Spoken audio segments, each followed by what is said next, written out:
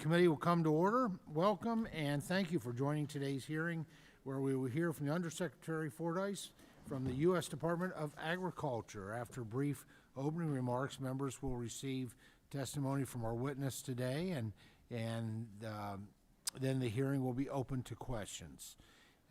So once again, good morning, everyone, and thank you for being here today. I'd like to extend a special thanks to my friend, Undersecretary Fordyce, for coming before the committee today to discuss the historic investments made in American farm policy through last year's Working Families Tax Cuts Act. I look forward to hearing your testimony, as well as a chance to receive an update on the significant progress that you and Secretary Rollins have made implementing the many provisions included in H.R. 1. House Republicans fought hard to make those key investments to our conservation and farm safety net programs, not because it was easy, but because it was extremely necessary. For the first time in a generation, U.S. farmers and ranchers have an adequate farm safety net to fall back on in times of bad weather and market volatility, as well as new investments into our locally led conservation programs. Those of us who represent rural America know firsthand that times are tough in farm country, and that is why the investments included in H.R. 1 were so critical. Without those, producers would still be waiting for an updated safety net. Because of those investments, the farm safety net is now based on the current cost of production and recognizes the needs for modern agriculture. It is equipped to meet the moment, providing at least some degree of stability for an industry that has always faced a wide variety of challenges and uncertainty. These updates include enhancements to ARC and PLC, boosted premium support across all levels of crop insurance coverage, and improvements to the dairy margin coverage program, all of which have already been implemented due to the great work from Undersecretary Fordyce and his team. Thanks to the work of this committee, as we look to the future, access to commodity programs have been expanded through historic investments for producers to add additional base acres to their operations. Changes to standing disaster programs such as Livestock Indemnity Program and the Tree Assistance Program further bolster the tools available to producers in the face of predation or natural disasters. Last summer, we also invested billions of dollars into conservation programs through H.R. 1 by increasing the baseline funding by over 25%. Conservation programs are now funded at over $8 billion per year. We know that locally led voluntary incentive-based programs work, and this reinvestment will provide significant and increased support for most Title II programs, which are largely oversubscribed. I look forward to hearing Undersecretary Fordyce's insights on the implementation side of these critical programs, which we will continue to champion and seek to make further improvements through passage of the remainder of the Farm Bill. And while the updates of H.R. 1 were much needed across the board, we still have a job to do and must complete the remainder of a full 5-year Farm Bill authorization. The bipartisan Farm Bill passed out of the House earlier this year is over in the very capable hands of my good friend Senator Bozeman, and just yesterday he released a discussion draft to move the process forward. In the meantime, I'm very much looking forward to hearing from Undersecretary Fordyce today on the progress made, as well as what we can expect moving forward and with the remaining provisions from H.R. 1 that need to be implemented. With that, I'd now like to welcome the distinguished ranking member, the gentlelady from Minnesota, Ms. Craig, for any opening remarks that she would like to give. Thank you, Mr. Chairman. 1 year ago, Republicans forced the so-called One Big Beautiful Bill through Congress. It gave handouts to Elon Musk, the world's first trillionaire, and the rest of the president's billionaire buddies, even as inflation ate up the paychecks of hardworking Americans. It cut Medicaid by nearly $1 trillion, putting rural hospitals and health clinics at risk of closure. Today, we aren't talking about those things. Instead, we are looking at some of the investments the bill made, particularly to our farm safety net and conservation programs. Now, we all know that there were many Farm Bill programs that needed new investment, particularly the farm safety net programs. They should have been done in a 5-year, 12-title farm bill. Unfortunately, these investments, as well as much of Trump's billionaire bailouts, were paid on the backs of our nation's most vulnerable, hungry children, veterans, and older Americans, by cutting $187 billion from SNAP. Since those cuts were made, over 4 million Americans, including over 800,000 children, have had their food taken away. So as we talk about implementation of these investments, we need to be clear-eyed about the cost. The cost is increased hunger throughout our country. Of course, while these investments are beneficial, farmers readily acknowledge that they will not cover the pain and the losses inflicted by this administration's ongoing policies and actions. Tariffs, trade wars, and Trump's war with Iran have cost farmers tens of billions in lost sales, driven up diesel and fertilizer costs, and suppressed commodity prices. According to the USDA, production costs are expected to be higher than previously anticipated for every major crop for the 2026 growing season. Farmers are paying more to repair their tractors today because of this administration's tariffs on steel. Farmers are paying more for fertilizer because of this administration's war in the Middle East. Farmers are paying more to service their debt because of this administration's inflationary policies. If the improvements made to the farm safety net were so strong, then why are farmers asking for supplemental farm assistance? They are asking because farmers recognize reality when it hits them. Unlike the president, farmers don't love inflation. Unlike the secretary, they don't think they're living in the golden age of agriculture. Unfortunately, we have an administration that is out of touch with the challenging reality farmers and American families are facing. In a more normal environment, farmers might turn to the USDA conservation programs to help them weather a difficult farm economy. H.R. 1 did at least preserve the historic Democratic investments in conservation that were originally made in the Inflation Reduction Act. But the Trump administration undermined those changes by cutting the number of conservation staff by around 24%, which has meant that those dollars are harder to access than ever. Just last year, the number of conservation contracts awarded dropped by 20 to 40%, even as farmers applied for these dollars. So as we discussed today, the programs intended to help farmers, let's keep these important points of context in mind. I want to thank the Undersecretary for joining us today, and I look forward to hearing his testimony. And Mr. Chairman, with that, I yield back. The chair requests that other members submit their opening statements for the record so our witness may begin his testimony and ensure there is ample time for questions. I am pleased to welcome to the committee our witness for today, the Undersecretary of Farm Production and Conservation at USDA, Mr. Richard L. Fordyce. Undersecretary Fordyce, thank you for joining us. We'll now proceed to your testimony.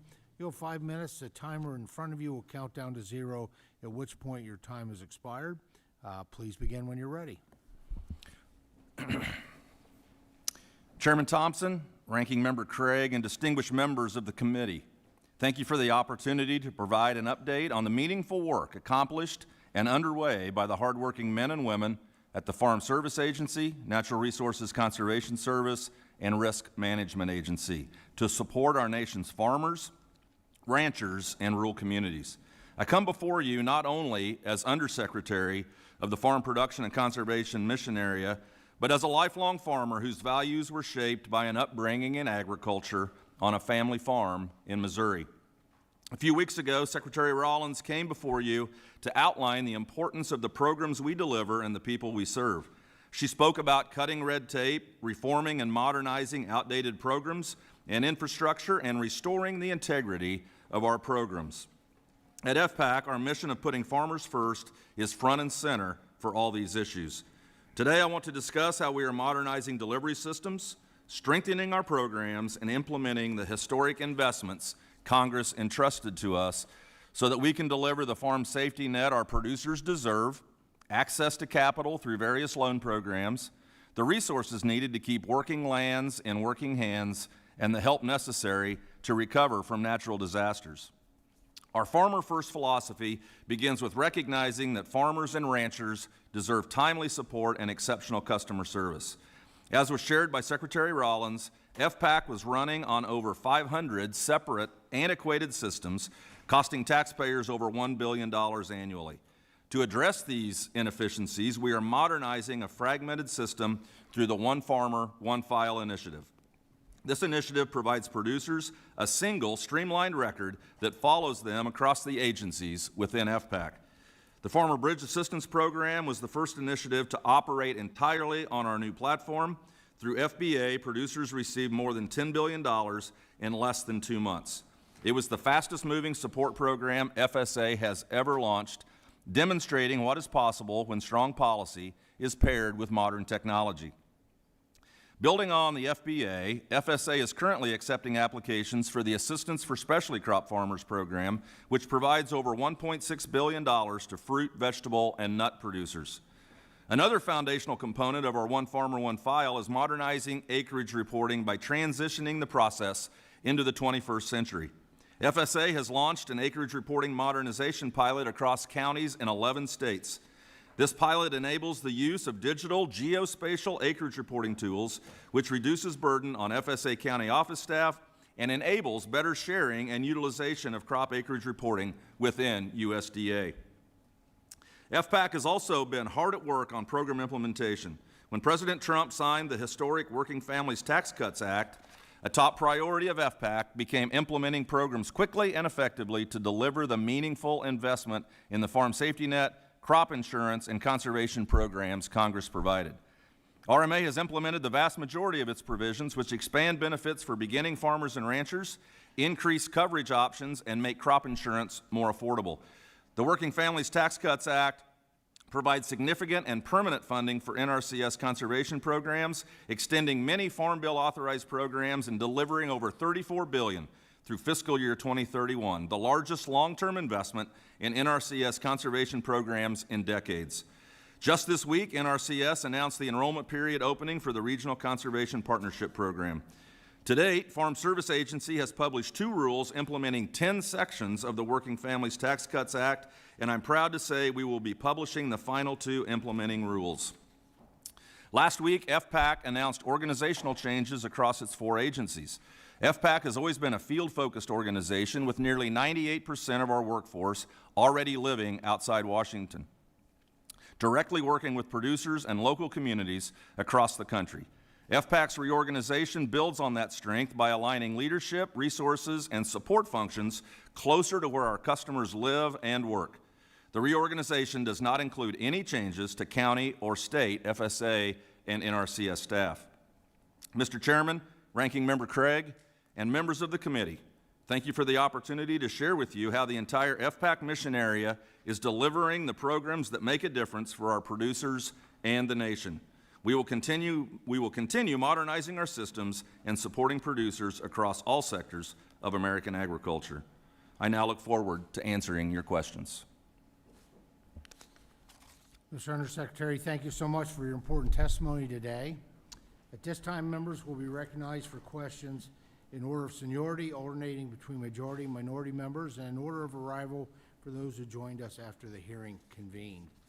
You'll be recognized for 5 minutes each in order to allow us to get to as many questions as possible. I now recognize myself for 5 minutes. Mr. Undersecretary, I want to again thank you and your team for the work you've done thus far in implementing the provisions from last summer's Working Families Tax Cuts Act. The number of projects we created for you to get across the finish line is no easy feat. And you also managed to do it while rolling out disaster and economic assistance programs, so I applaud you for all of that. One thing I hear from the folks back home and around the country is how critical the work of the Farm Service Agency is in assisting producers across the country. We recently saw a massive historical planting record data dig by the agency to begin allocating the 30 million base acres added to H.R. 1, which was extremely strenuous and time-consuming. This is the first step of the many that FSA will take to fully implement H.R. 1.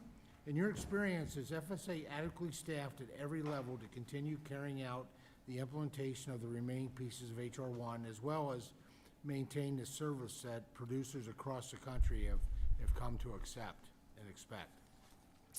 Mr. Chairman, thank you for that question. And I think before I answer that question, I just want to give a huge shout out to the staff.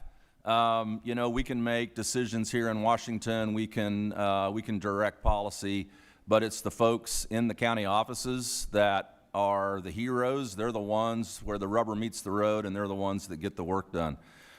You know, as we know, we did have some folks that did voluntarily take the DRP.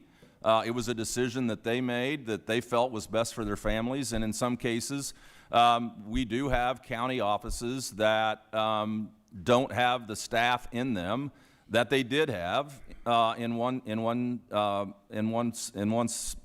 sense. And then, but we do feel very strongly that given where we are from a staffing level, that we are delivering the mission. We've got, as you know, we've got state executive directors in every state that manage the operations of the Farm Service Agency, and they have been really pretty creative in moving folks around. We do not have a hiring freeze. The Farm Service Agency is hiring. Unfortunately, we are constrained by budget, and we are hiring to attrition, but hopefully in fiscal year 2027, we'll get a little relief from those budget constraints related to staffing, and we'll continue to hire up in those offices. I would also share that the Farm Service Agency has a very robust tool that they have been using for a number of years to inform staffing. They can look through this tool. It's referred to as the Optimally Productive Office tool, and it informs hiring in critical areas. It informs the state executive directors and others where the workload is and where additional staffing is needed. I would say that, again, I applaud those state leaders within FSA for being flexible and being nimble and being able to get folks where the work is. Very good. You know, to help encourage more public-private partnerships, Congress enacted the Sustains Act in 2022 to authorize the donation of private funding into the standing conservation programs. Since then, USDA has not provided details on the use of this authority across the covered programs, but did mention its availability as a part of the regenerative program announced in December of 2025. Can you give us an update on the implementation of Sustains Act? The former chief seemed to focus on Sustains only in the context of the regenerative pilot. Has that idea been reconsidered? Yes, sir. Another great question. I really think there's a lot of value in the Sustains Act, having private entities invest in conservation. I think it's fair to say that we're putting the final the final touches on how we would implement the Sustains Act as it relates to conservation contributions. And I think that initially we thought that the guardrails would fit perfectly with the regenerative pilot program, but I think that's under reconsideration and potentially opening that up to all conservation work. Very good. Well, thank you so much. I do believe Sustains is really going to be the icing on the cake with the other investments that we've made into conservation, public-private partnerships. I now recognize the gentle lady, the ranking member, for her line of questionings for 5 minutes. Thank you, Mr. Chairman. And thank you for being here in your testimony. As part of the implementing regulations for H.R. 1, the Federal Crop Insurance Corporation removed buy-up coverage for preventing planting in federal crop insurance, which wasn't required by that law. Can you please explain to me how it is farmer first to take away risk management tools from farmers by removing this buy-up coverage, and based on the overwhelming opposition that USDA received in the comments, will USDA reinstate the optional prevent plant coverage option for farmers? Ranking member, that is a great question. And I can share with you that when the rule was published, it was published as an interim final rule to accept public comment on that provision. As you indicated, we got over 350 comments on that provision in that regulation. Overwhelmingly, those comments were to reinstate PP5. That is under consideration currently. I don't have an answer as to which direction we're going to go, but I am positive personally that we'll have a positive resolution to that. When do you believe you will have an answer by for farmers? It should be soon, and the reason that it should be soon is that we need to certainly inform the AIPs that option is back on the table. So I can't give you, Ranking Member, a specific date, but it will be very soon. Thank you. Switching topics here just a tiny bit. Last year, the number of farmers applying for EQIP and CSP contracts increased somewhere between 10 and 15%. However, the number of EQIP contracts dropped by 38% and CSP contracts dropped by 21%. Do you think this has anything to do with the 24% reduction in NRCS staff? And if not, then how do you explain the percentage of farmers who successfully apply for EQIP contracts is now at the lowest level since 2020? So certainly EQIP and CSP are critical programs for conservation. I think a lot of the components of those programs that make them so desirable is the flexibility that it allows landowners, farmers, and ranchers to participate in conservation that's tailored to their individual farms. I would say that there probably are instances, Ranking Member, where we do have maybe potentially a staff shortage, which could impact that. That is a short-term situation. We are advertising and hiring people at the Natural Resources Conservation Service. I would also point out as well that the Natural Resources Conservation Service for many years have had extremely strong partnerships with partners. Those partners either represent the wildlife advocates, others, soil and water conservation districts are critical to helping also provide technical assistance and work related to EQIP and CSP. And those partners, they're incredibly passionate about the work they do. We're fortunate to have them as part of the team at NRCS. And so I think you're going to see good things going forward. Thank you very much for that. It's interesting that you were so highly complimentary of the EQIP program, because if the House Republicans' farm bill, skinny farm bill, becomes law, it would actually reduce EQIP funding by about $1 billion through 2030 compared to the H.R. 1 funding levels. How many fewer EQIP contracts would you expect to see if that cut is adopted? And there seems to be a disconnect between USDA and House Republicans on whether or not we should fund EQIP fully. Ranking Member, I was not aware of that, and I can get back to you with a number. Thank you. We'd love to know how many contracts. Family farmers would love to know, if the House Republican skinny farm bill is adopted, just how many of them additionally will lose access to this program. Thank you, Mr. Chairman, and I yield back. Gentleman yields back. Now recognize Mr. Lucas for 5 minutes. Thank you, Mr. Chairman, and thank you, Undersecretary Fordyce, for being here today. Prior to passing H.R. 1, one of the biggest priorities for my farmers was updating the farm safety net to reflect the needs of today. Mr. Fordyce, in your opinion, how will the updates made to ARC and PLC and H.R. 1 continue to keep pace with producers as they face new and existing headwinds well into 2031? Thank you for that question. I do think that some of the historic changes to ARC and PLC that were in the Working Families Tax Cut Act are transformative. I believe it was 2014, the last time reference prices were addressed. So the increase in reference prices related to those two programs is critical.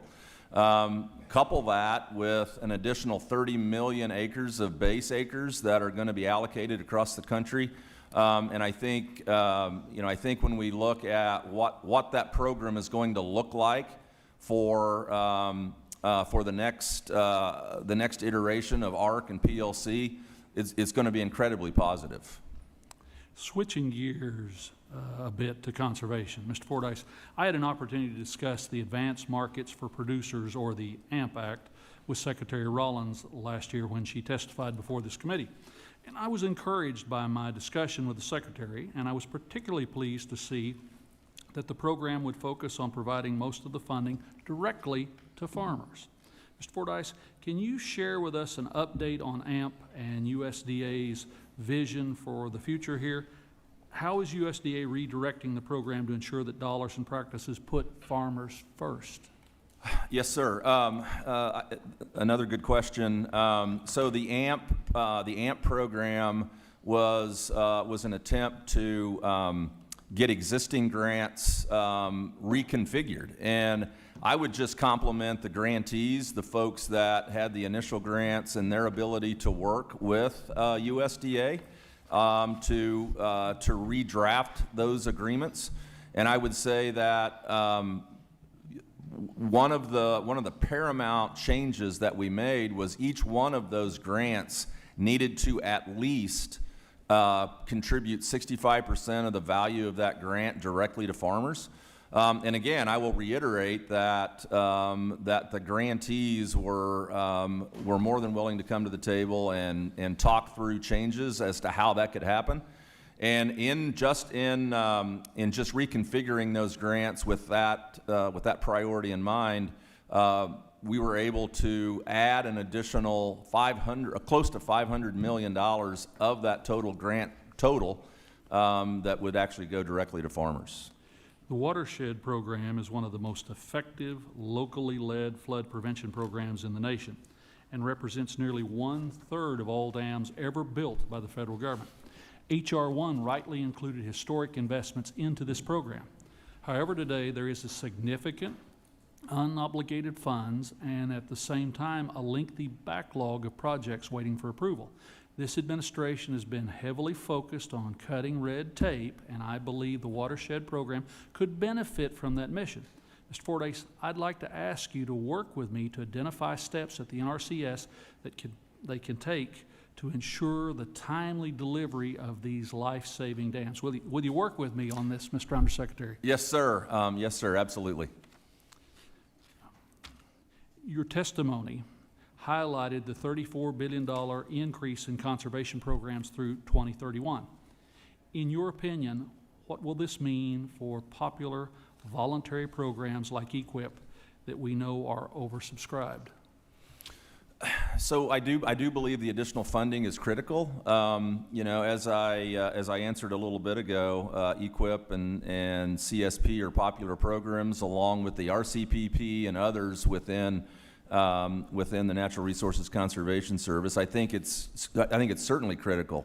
And one of the things that I've witnessed really my entire adult life is farmers and ranchers will always do the right thing when they know what the right thing is.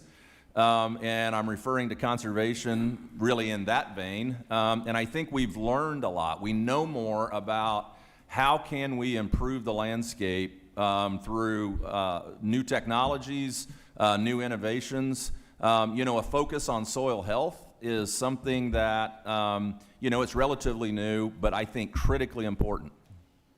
Thank you, Mr. Secretary. Yield back, Mr. Chairman. Gentleman yields back and recognize Mr. Costa from California. Thank you very much, Mr. Chairman, Ranking Member, Undersecretary Fordyce. I'm pleased that you're here.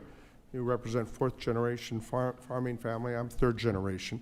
For years, I have said that food security is our national security, and in the San Joaquin Valley that I represent, we live that every day. California is the #1 farm state in America, but we're not feeling the loving from the USDA. Bankruptcies are up 44% from last year. Farmers, ranchers, dairymen, and women and growers are feeling not only a lack of connection, but we still produce food on America's dinner table and around the world. Let me ask you the first question on farm loans and Farm Service Agency. My office is hearing from California producers, and I work with the 8 counties from Kern County all the way to Stanislaus. The cuts that have been made in FSA are detrimental. They have delayed payments, prior approvals that have not been paid. The backlog has many causes, but the USDA cannot cut, reorganize, and reshuffle the local capacity and act surprised when farmers are stuck waiting, because that's the condition. When Fresno County, one of the most important agricultural counties in California and in the country, have trouble recruiting an FSA executive director, that tells me Washington isn't making it, it's making it harder for farmers to do. You thought to threaten to close the Fresno County and Kern County offices, 2 of the top ag counties in California. I don't get it. The Supplemental Disaster Relief Program is a good example. Producers whose losses fit existing crop insurance or non-insured crop disaster relief program data can move faster, but the specialty crop and diversity growers often face more paperwork. Under Stage 2, they've had to apply on a crop-by-crop basis and a county-by-county basis when some of them farm in multiple counties. It makes no sense. So let me ask, how many approved and unpaid Farm Service Agency cases are pending in California, and what's the USDA doing to clear the backlog? Well, thank you, sir, for the question. And let me be the first to say how much we appreciate California and its ability to feed the nation and to feed the world. That does not go unnoticed. I thank you for the compliment. Please answer the question. I don't know the number. I don't know is an answer. Pardon me? I don't know is an answer. Could you please get that information for me? Yes, sir. Okay, that would be helpful. And on Supplemental Disaster Relief Program, will you commit to simplifying Stage 2 so specialty crops, which are the majority of the crops we grow in California, over 400 specialty crops that are diversified, so growers are not stuck applying on a crop-by-crop, county-by-county basis while other producers move faster? Yes. Good. Let's work on that. Let me go to the dairy program. You know, we're the largest dairy producing state in the nation. California dairies have been national leaders in reducing methane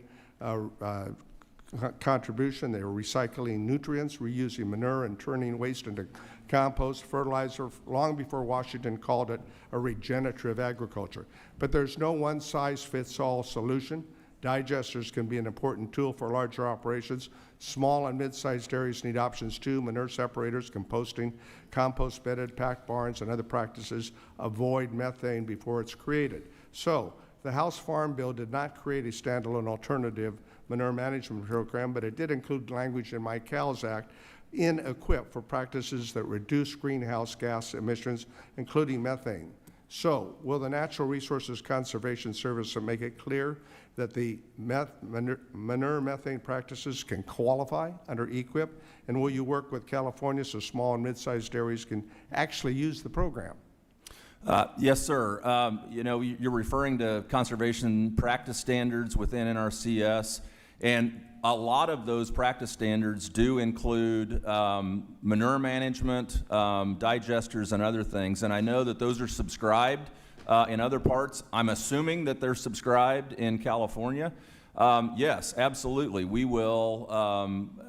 We want to make every practice standard that's available with the Natural Resources Conservation Service available in every state. I like that answer. Let's work on it, okay? Yes, sir. And let me invite you to California, and we can get together with a roundtable, bipartisan group of folks, and we can list these issues as it relates to the FSA offices that are woefully undermined. And when the secretary here talked about a reorganization plan, I'll tell you, folks back home in farm country where it's hurting are less interested in your reorganization plan than ensuring that the programs that are oversubscribed are able to be made available to farmers, ranchers, and dairymen and women in California and throughout the country. Did you hear me? Yes, sir. Okay, much more work to do. Thank you. Thank you.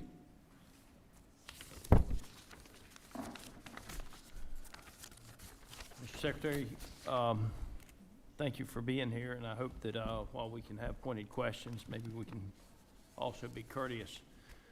I want to start by iterating something that is important for people to understand.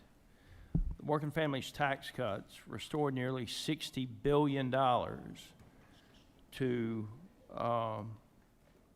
farm safety net programs and conservation programs that had been eroded over the course of time. Is that correct? That is correct. And we know the farm economy is still struggling. My neighbors are struggling. They're trying to correct course following 4 years where we had explosive inflation. We had no new trade deals. I know my colleagues on the other side like to point out that we have an ag trade deficit from 2025. That's true. That was the 4th year in a row of ag trade deficits. So those trade deficits started under Biden, and it just takes a little while to get it corrected. But because of work done by Republicans last summer, higher levels of premium support across all levels of crop insurance coverage were able to be applied retroactively, and producers have already seen some of those benefits. Is that correct? Yes, sir. Also, because of those investments, producers will have a new bolstered safety net come this October when program payments go out. Is that correct? It is correct. And for those who, like myself, wonder why those payments won't arrive until October, that was the Democrats who set us on that course in the 2008 Farm Bill when they insisted that payments be delayed until the following fiscal year as a budget gimmick. We can debate all day long how the farm economy got where it is. But the one thing's not debatable is that Republicans have delivered time and again for rural America. Mr. Secretary, could you provide clarification on USDA's updated ruling regarding the treatment of limited liability companies?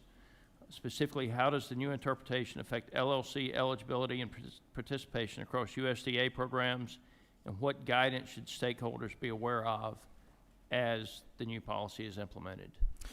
Yes, sir. So equitable treatment of entities provision in the Working Families Tax Cut Act now today will treat LLCs, S corporations like other entities. And so we've worked through that and implemented the equitable treatment of all entities so that they will be treated equally. As you know, the pass-through provision allows additional pay limits to members if they are actively engaged. That is one of the provisions in there. Is we are treating all of those entities the same today. And it does carry the actively engaged provision. Okay, thank you for that. Ms. Craig asked my second question, so I'm going to move on to a third question that I have that deals with the crop insurance. And so we increased funding for program compliance and integrity in the federal crop insurance system to $6 million annually, as well as increasing RMA's budget for compliance activities to $10 million annually. We all know the importance of ensuring that federal crop insurance programs run smoothly and without fraud. So I'm interested to hear about how FPAC plans to efficiently implement these increased funds, and I will be honest with you, I hope that we prosecute people that we catch committing fraud in this system. I think program integrity is the most important thing that we can do to protect crop insurance. Obviously 99.9% of crop insurance insureds are abiding by the programs, but we occasionally have folks that don't seem to be able to follow the rules. In that case, we've got a very robust compliance department at RMA. It certainly is Administrator Swanson's priority to make sure that there's integrity across all of the products, all the states, with everyone that's participating in crop insurance. And again, a robust compliance department that does the investigations, that roots out the folks that aren't playing by the rules, and then a Department of Justice that's very aggressive in making sure that these folks aren't going to do it again. Undersecretary, I appreciate you being here and your professionalism. I think it's important that we stamp out fraud throughout all activities at the USDA. With that, I yield the 1 second I have left and acknowledge Mr. McGovern from Massachusetts for his 5 minutes. Well, thank you. Undersecretary Fortas, thank you for appearing here today, and I appreciate that you bring some actual career experience to your role. But I'm going to be honest with you that there are decisions being made in your areas at USDA that I don't agree with at all. And if I had more time, I'd ask you some questions, but my time is limited, and I need to use it to address something with our chairman and the Republicans on this committee. I think this is really an outrageous hearing. It is outrageous for Republicans on the Agriculture Committee to try to take a victory lap over the big ugly bill. I mean, we should be doing a hearing on how to fix the damage that was done to our farm economy in the big ugly bill. I mean, it takes my breath away that this is the topic of today's hearing. Farm country is hurting, and families are struggling in this country. Donald Trump has taken a wrecking ball to the farm economy. Farm input costs are skyrocketing. Tariffs and Trump's stupid illegal war with Iran have sent prices soaring. Shipping is more expensive. Processing is more expensive. Overseas markets are gone. Land costs are increasing. Food industry monopolies are getting bigger. Farm worker communities are being terrorized by ICE.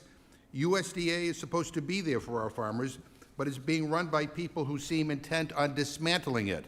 Now, I did not walk away from our hearing with Secretary Rollins a couple of weeks ago feeling confident that she understands what farmers are going through and what USDA is supposed to do about it. The mass firings, the rescinding of grants and programs that help farmers thrive, the boneheaded reorganization, it feels like it's all done to help the big get bigger and the rich get richer.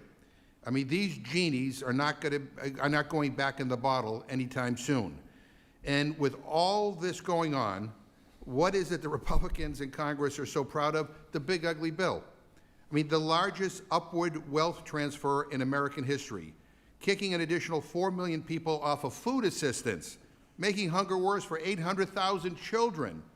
Republicans in Congress basically said, sure, we can help some farmers, but only by increasing hunger. I mean, seriously? What farmer asked you to make it harder for 4 million people to buy their food? What agriculture trade association came in and said, give us a modest, insufficient bump in our safety net program by making 800,000 kids go hungry? This is not the work of serious people.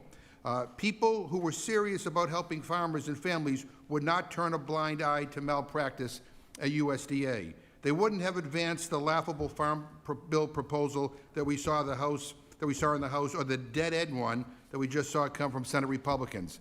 They wouldn't sit quietly while Donald Trump tears everything down. The bottom has fallen out for so many people in this country, especially our farmers. And pretending that these things aren't happening, that everything is just fine, is shameful. It is pathetic. It's something that I'd expect to see from North Korea or Russia. Instead of admitting that you've gone down the wrong path or that dear leader Trump could ever be wrong, you're holding a pep rally. It's business as usual. You're telling farmers not to believe their lying eyes. I think it is beneath this body, and I think it's a rotten thing to do to people whom the Agriculture Committee is supposed to be helping. I don't know whether Republicans talk to farmers in their districts. I do all the time. But if you did, you'd know that they are not happy, that they are hurting, that they are struggling. And let me make one final point. If we don't do something to at least stall the implementation of the nearly $200 billion in cuts to SNAP, they will go into effect and hunger is going to skyrocket in this country. Already we have 48 million people in this country who are food insecure or hungry. It is shameful, it is unconscionable that that is the reality in the United States of America, the richest country in the history of the world. And the idea that we are here not trying to prevent this catastrophe from happening, not trying to address the real impacts on our farm community that have come directly from the big ugly bill, I think, again, is outrageous. We need to do better. We need to get our heads into reality and understand what farmers are going through in this country, what struggling families are going through in this country. So I'm not going to sit here and just make believe everything is fine and ask questions like this is a hearing on something that is business as usual. This is not business as usual. This is outrageous, and we need to do something about it. And I yield back. Chair would like to submit for the record the text of the law enacted July the 4th, 2025, which reads, exception to the rules, under 18 or over 65 years of age. Any of the changes made under the law that were signed, enacted July 4th, 2025, under 18 or over 65 were exempt. Chair now recognizes Mr. Rouser from North Carolina. Thank you, Mr. Chairman.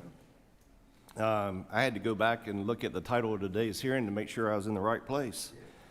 It says to review the implementation of Farm Safety Net disaster and conservation programs. My goodness, is that not what we're supposed to be doing? Mr. Fordyce, thank you for being here. You have a very important job. I appreciate everything that you're doing. Let me just ask a general question, and just a top of mind topic here. What, in your opinion, as you're trying to implement the law, what's your greatest challenge? And then following up with that, how can we be helpful? That is a good question. I will tell you that I could not be prouder of our team at FPAC. They're both political and career employees at the mission area that work every day. They're super passionate about agriculture. Most of them have a farming background or very close to having a farming background. And so I will start the answer by just saying how thankful we are that we have a great team. I think the day that I was nominated, Ag Media asked me, what is your priority as the undersecretary if you make it through confirmation, and ultimately I did. But that very first day I said, we need to modernize our delivery systems. We need to modernize our IT systems. We have antiquated systems. I alluded to it in my opening testimony that are costing taxpayers a lot of money and don't work very well. And I'm happy to say that we are well on our way to doing that. And in that IT modernization, we also are able to develop tools that are going to be tools that our farmers and ranchers appreciate as they engage with our agencies. But maybe more importantly, they're going to be tools that our employees are proud of. When they come into the office in the morning, they know that things will work. They know that things will, as they have a farmer standing in front of them, they're not going to be taking a lot of that farmer's time that day or that rancher's time. And so I think those are the things that I'm the happiest about. And certainly, the House Agriculture Committee is an institution that supports agriculture, and I appreciate that so much. It's really, truly an honor to be here today to explain how we are moving forward and implementing the provisions that you indicated a minute ago. And so I don't know that I have a specific ask about how you can help. But certainly, I think your support is incredibly important as we navigate through implementing all of these things. Well, absolutely. So I talked to our state FSA committee a good little bit, and they're a little concerned about the staffing, issues and being able to deliver on these programs in a timely fashion. We've got, from what they tell me, I think about 75 employees that will be terminated. Now that includes about 34 or so, as I recall, that are temporary. And anyhow, the staffing issue definitely is one that I think you're going to hear from a lot of people because of that concern there, that rub there. So, yes, absolutely. And you know what? When I'm traveling the country, talking to farmers, they bring that issue up as well. We are, I think we're managing in most cases, and the DRP was a little unpredictable. We had folks in some counties where we had a majority of folks took DRP. In some counties, no one took DRP, and so those counties look very much like they did before the opportunities for those folks to select that. And we are, again, managing that to the best that we can. And really the constraint that we have right now in hiring is a budget issue. We're hopeful that in FY 2027, through the appropriations process, that we will be able to see more of a normal appropriation related to staffing. And at that point, we will start to address that in a major way. Yeah. Well, I'd like, if you don't mind, to have your team and my team consult, because I want to make sure that our farmers in North Carolina have access to the programs in a timely manner. And I don't want, any issue that we could resolve up front, to be a problem with that. Absolutely. Yes, sir. Thank you. Gentleman's time's expired. Gentlelady from Oregon is recognized. Thank you to the chair and the ranking member for today's hearing, and thank you to Undersecretary Fordyce. According to the Office of Personnel Management, as of April 2026, there were about 8,900 employees in the Natural Resource Conservation Service, NRCS, and in 2025, there were just about 11,500, and that is a decrease of over 23% of NRCS staff.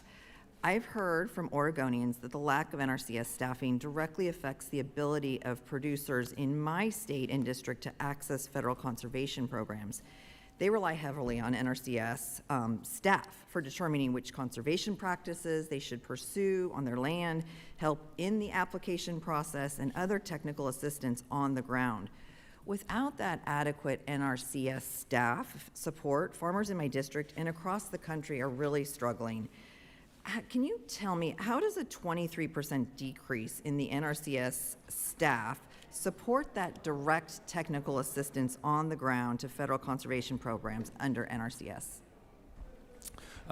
Very good question. And while the numbers that you quote are correct, I believe that NRCS is meeting the mission.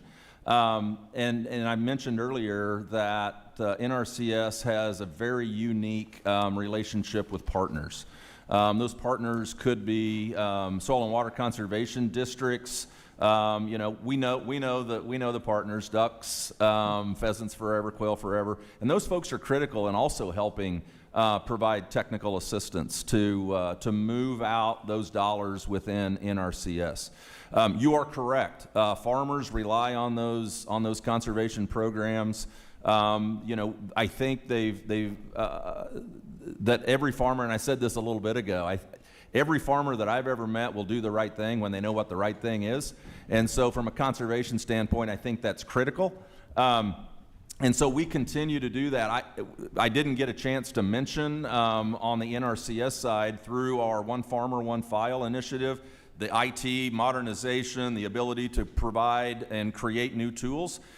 We are right now developing what we're calling the Integrated Field Tool, which is a digital tool that NRCS staff will have, and it'll go into conservation planning, design, and other things. They're working with a farmer, rancher, landowner on their property. They're able to look at that, what they've suggested, what the farmer, rancher, or landowner have agreed to, digitally sign that application, which then obligates the dollars immediately. There'll have to be some additional planning and some additional design in most cases, but should really streamline and really speed up the interaction between NRCS staff and farmers, ranchers, and landowners. And I love efficiency. I love new IT. It's sad, though, because a lot of my rural areas don't even have the broadband that they're able to get Wi-Fi and internet access onto their farm. So it is really difficult. So we actually do need the personnel and the people on the ground. So I recently heard from a farm service provider about a farmer in Polk County in my district who faced a lot of difficulty due to an unfulfilled NRCS conservation contract related to funding changes. And in quotes, the NRCS cuts made by the current administration have not just reduced staffing, they have eliminated accountability for promises already made. Farmers who were mid-contract, mid-wait, mid-hope were simply abandoned. What message would you like me to relay to my farmers who feel like this administration has abandoned them? Well, Congresswoman, if you could share the county with me, we can definitely dig into that and see what the issue is, because I would like to know that myself.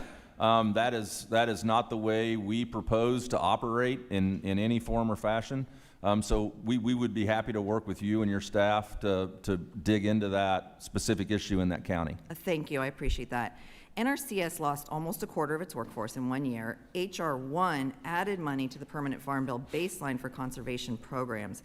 How exactly does USDA intend to get a historic increase in conservation dollars out the door with the fewest field staff in years?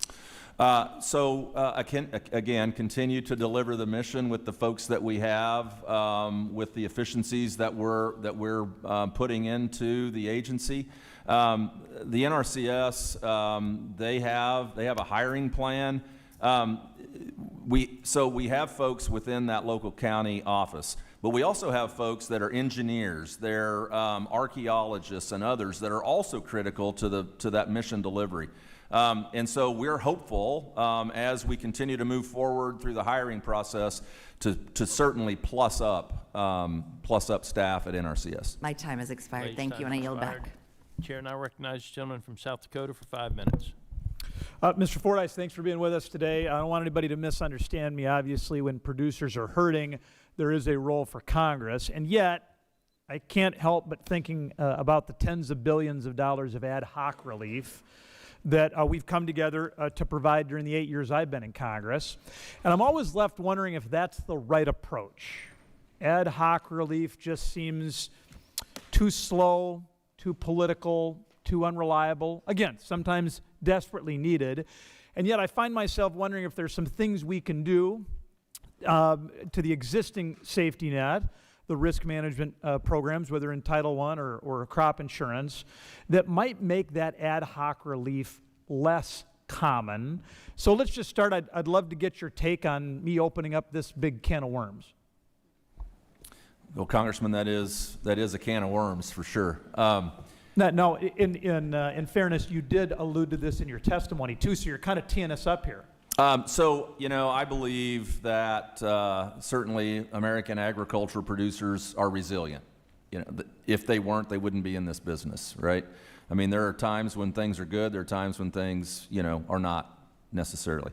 Secretary Rollins has said a number of times that, the programs that we administer, if we do anything ad hoc related to USDA, needs to be building on farm resiliency, building on the support that farm is able to withstand things, right? Whether they're economic or whether they're natural disasters or whatnot, in a better way. And I think we look at that and we look at opportunities to be able to do that. So I think the Secretary's answering a really important question, which is how do we deliver that relief effectively? I'm asking a different question, which is there a way we can be forced to deliver it less often because standing programs fill more of that gap? Absolutely, and I think the changes to the standing safety net programs, ARC and PLC, in the Working Families Tax Cut Act, I think do deliver that. When you see higher reference prices and additional 30 million base acres in that program, I think that's critically important.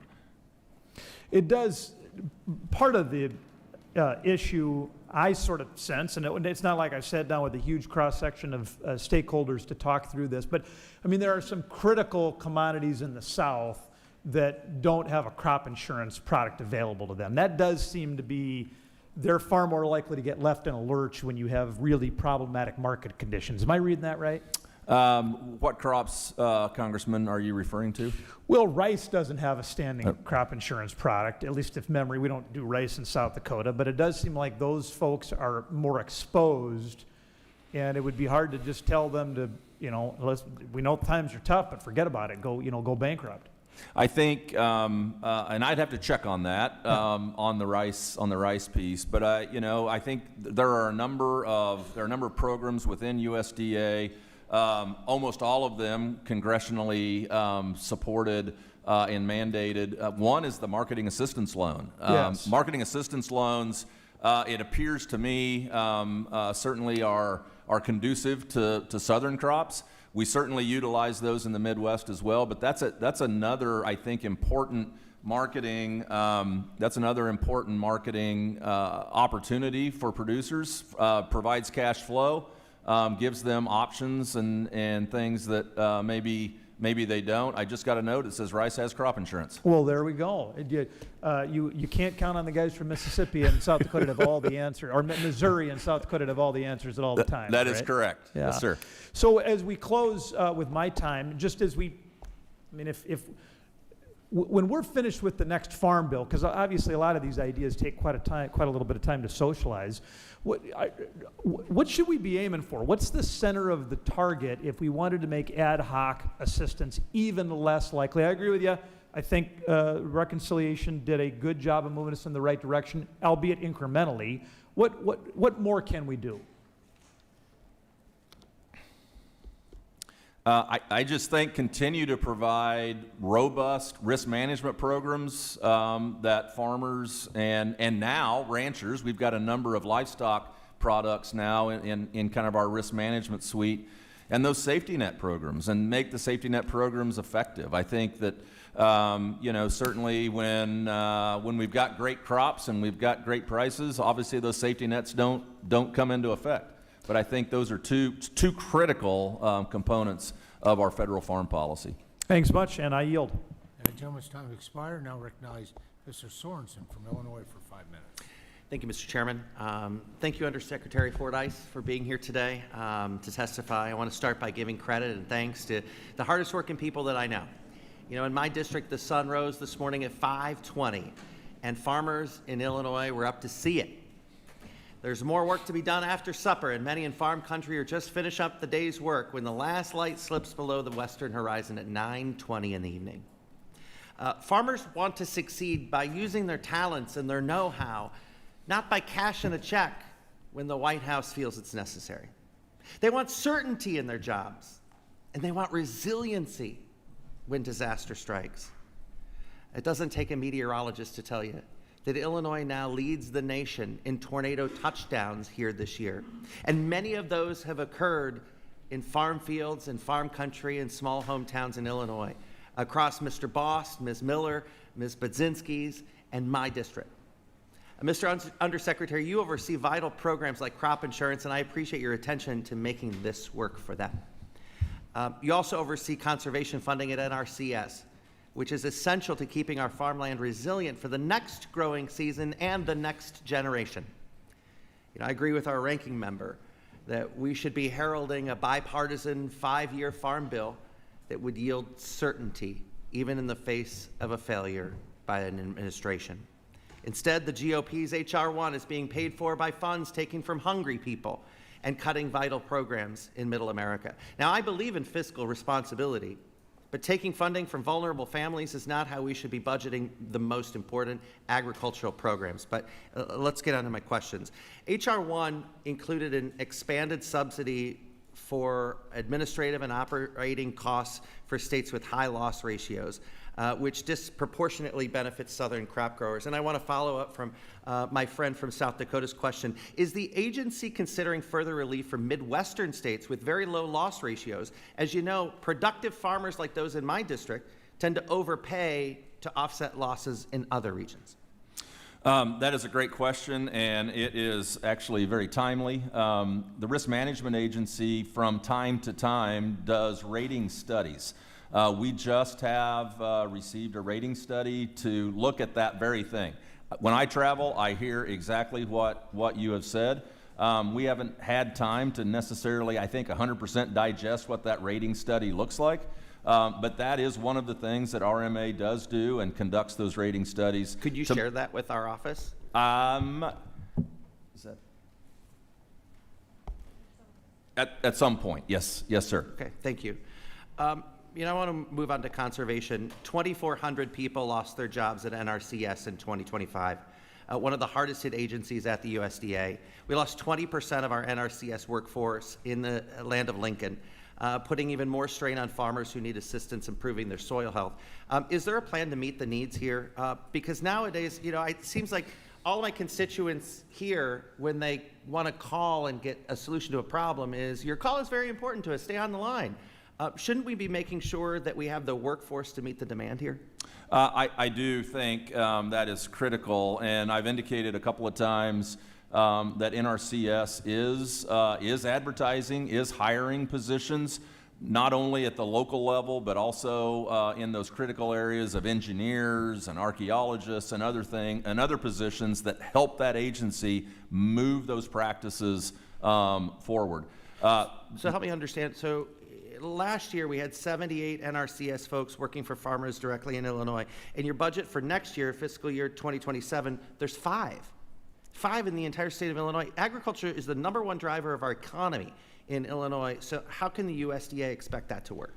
So Congressman, can you repeat that, the numbers? That we're cutting down from the numbers of hundreds down to single digits.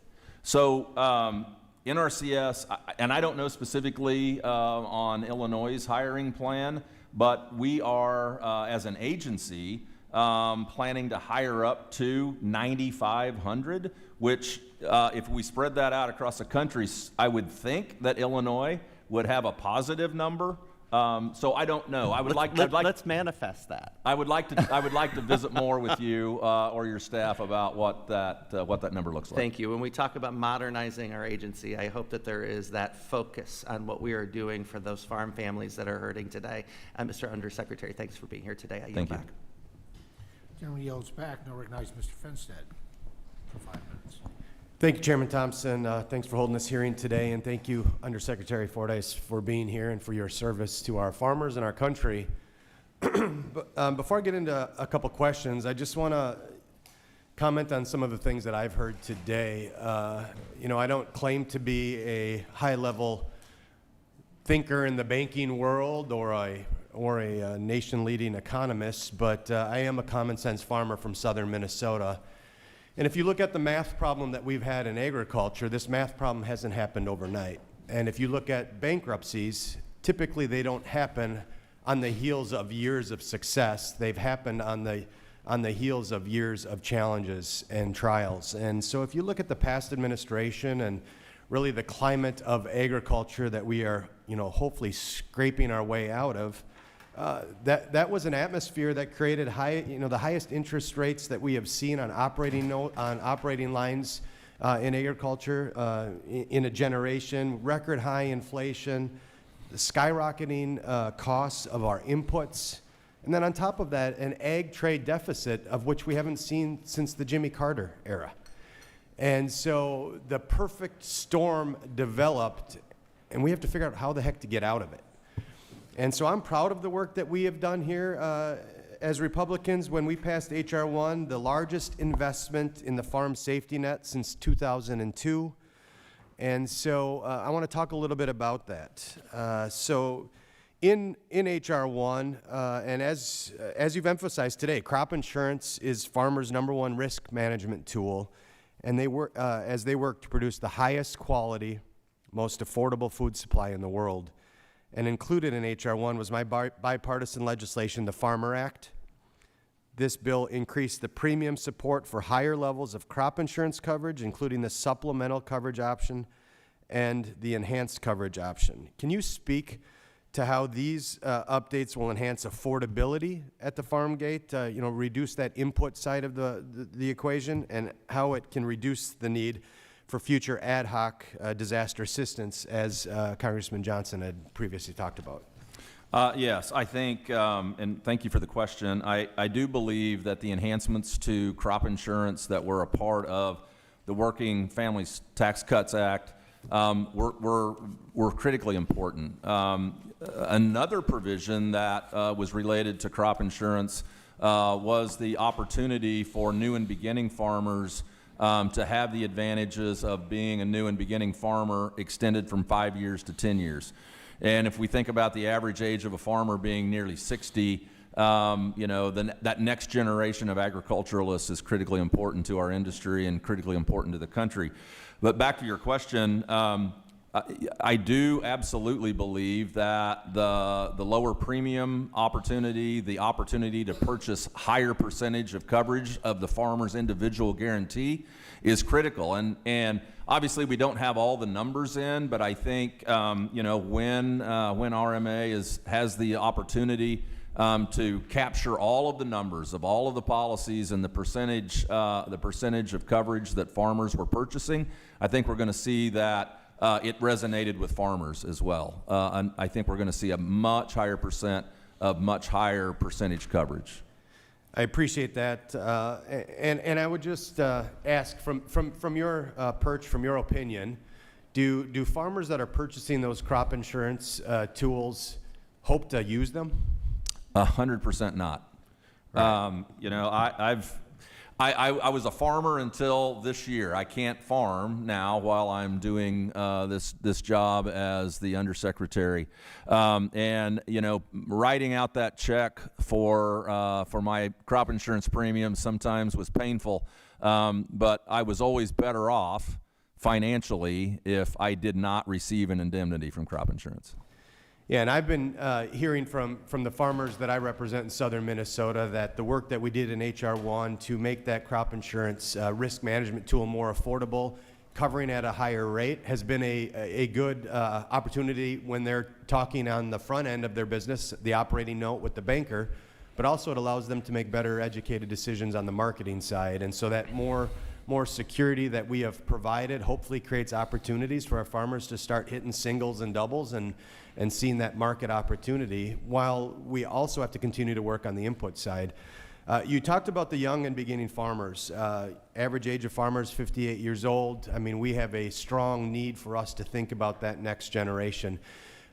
Beyond the crop insurance piece, can you talk a little bit about, from the USDA's perspective of other young and new beginning farmer type policies, and anything that we can do here in Congress to help really emphasize that part of the conversation that needs to have? We need to think ahead here, not react. Absolutely. I had the opportunity yesterday over at USDA to meet with the Iowa Pork Producers Association Young Leaders Program. And there was a young man who had indicated to me that he had purchased crop insurance using the advantages of being a new and beginning farmer. He had a farm ownership loan that he had gotten through Farm Service Agency to purchase a small farm. He had used Farm Service Agency loans to build a pig barn to do contract feeding. That loan was through the Farm Service Agency. He said if it had not been for the provisions that give advantages to new and beginning farmers, he likely wouldn't have been doing that. Thank you for your service. Thanks for being here. And Mr. Chair, I yield back. Gentleman's time has expired. Now recognize Dr. Adams for 5 minutes. Thank you, Mr. Chairman, and thank you to Mr. Undersecretary for being here. Over the past several months, USDA has made a series of significant announcements affecting the conservation program this committee oversees.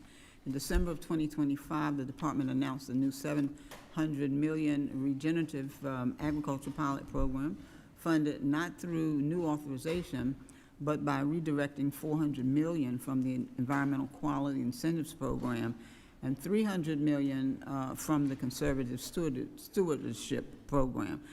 This pilot was not authorized by H.R. 1, yet it requires every state to set aside a quarter of its environmental quality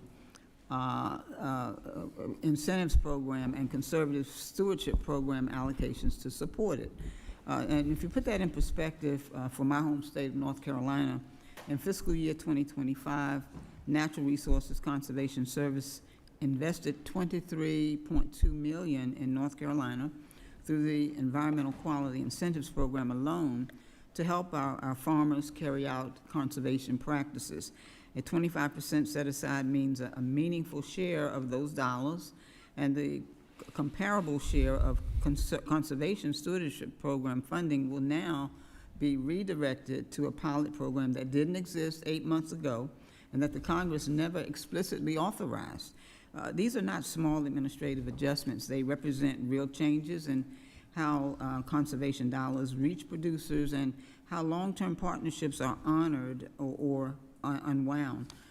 Producers, conservation districts, and partner organizations across the country have had to adapt quickly and often with only weeks before an announcement and an application deadline. And so our job today is to better understand the implementation process and the accountability behind these decisions. We want to know how practices were chosen, funding decisions were made, and what happened to commitments already underway, and what producers and this committee can expect going forward. So my first question concerns the regenerative agriculture pilot program itself. In North Carolina, about 15% of the Environmental Quality Incentives Program and Conservation Stewardship Program funding supported at least one of the 15 practices on the approved list. And that means that we're doing our job in North Carolina. And so, Mr. Fordyce, by requiring every state to set aside 25% of its EQIP and CSP allocations for this pilot program, how much existing producer demand for standard EQIP and CSP practices is being displaced? Well, Congresswoman, that is a good question. And so the regenerative pilot program, the idea behind putting EQIP and CSP into the regenerative pilot program was not done lightly. There has been a number of different organizations that have asked about a focus on improving soil health and a focus on whole farm planning. And those are really the two pillars that are in the regenerative pilot program. And so the idea to use 15 existing conservation practice standards to accomplish that was a decision that we made, and it has really been overwhelmingly positive by the conservation folks that we work with. So what would a 25% set aside have meant for the farmers in North Carolina who applied for traditional conservation practices during that time? And are they now competing for a smaller pool of standard funding because of this? No, ma'am, I don't believe they are, because what we're doing is folks that have inquired and have an interest in EQIP or CSP, some of the other conservation practice standards these are the types of things that they are interested in. Okay, so this $700 million announcement came at the same time USDA cut other farmer support programs like Farm to School, Farm to Food Bank. So can you tell us how a small regenerative farmer is supposed to make up for the loss of school and food bank contracts using funds from this pilot program? So I would say that that the program is size neutral. Small farmers, mid-sized farmers can utilize these programs to enhance soil health and to engage in whole farm conservation planning. Thank you very much. I appreciate you being here, and thank you for your responses, Mr. Chairman. I yield back. Gentlelady's time has expired. Now recognize Mr. Feenstra for 5 minutes. Thank you, Chairman, and for holding this hearing. And I also want to thank Undersecretary Fordyce for joining us and for your long dedication and service to our nation's farmers throughout your career. I'm very impressed. I come from the second largest ag district in the country, and crop insurance is very important to our district with corn and soybeans. And it's worked so important to have this public-private partnership. I used to sell crop insurance through the bank, and I understood how important it was. And it wasn't just a safety net, it was actually a marketing, risk management decisions that farmers made to be successful through the programs. So earlier this year, we passed the historic investments to strengthen that partnership and expand the affordable risk of this management tool, including a provision that I was very proud to lead, and that was to support young and beginning farmers trying to get the start in agriculture. We lowered the cost through crop insurance to do this.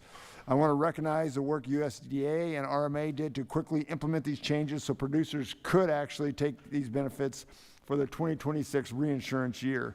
I just wondered, could you just talk a little bit about how important this was in implementing this crop insurance improvements and maintaining strong public-private partnerships and for farmers to have reliable and timely support that you are creating? Can you just talk a little bit about that? Yes, sir. Good question. And I do believe that the provisions that were in the Working Families Tax Cut Act related to crop insurance were all positive. Yeah. And I think that the numbers bear that out. For example, ECO and SCO subscription rates have more than doubled. Those are basically the add-on products that get the producer a higher percentage guarantee. So yes, they're very positive. They're getting a better risk management product with a smaller investment out of their pocket. So yes, that's incredibly important. I would also say you referenced the public-private partnership. in my notion, that is one of the great examples. We talk about public-private partnerships all the time. That should be the gold standard. That should be what we point to and say other things can happen like this. And I would also add that our nearly, I think 17,000 crop insurance agents across the country are also advocates for their customers. They know the FSA programs. They know certainly their crop insurance programs, and they are advocates and advisors to the farmers that they serve. And you nailed it. I mean, when I was selling crop insurance, it was together working with a farmer to see what worked best for them. And each farm was different, and each had their different amounts that they needed. I mean, it all worked so well. So I want to talk, one of the biggest challenges facing farmers today is a combination of lower commodity prices and higher input costs that remain obviously well above historical averages. Our farm safety net has traditionally focused on price and production risk. However, in recent programs like ECAP and Farm Bridge Assistance Program, we recognize the modern farm risk that increasingly is driven by margin pressure and cost production. Now, these are ad hoc assistance programs, which I have no problem with, and they should never replace the predictable safety net programs. But these programs sort of highlight the risk of agriculture and how it's evolving, continuing to evolve. Can you talk about your role and the future role in USDA when it comes to commodity programs like this to better address the farm economy and maintaining the market-oriented fiscal responsibility of the safety net? Yes, absolutely. Again, provisions in the Working Families Tax Cut Act related to reference prices, an additional 30 million base acres that will be allocated across the country specific to the ARC and PLC safety net programs is also critically important. I would also say that that when we think about ad hoc assistance, sometimes that is necessary. You referenced input costs, you referenced commodity prices. The U.S. farmer is just really, really good at producing, and in my mind, our commodity price levels that we're at today are a supply and demand situation. We grew an enormous corn crop last year, yet corn exports are almost at a record high. So, and domestic use of corn is also at historic highs. So we're growing a lot. We've got to find markets for those, and we continue to do that. Well, thank you again for being here. Thanks for all you do, and I yield back. Thank you. Gentleman yields back. Now recognize Mr. Tokuda from Hawaii for 5 minutes. Thank you, Mr. Chair. Mr. Fordyce, I have a number of questions, mainly surrounding small family farms.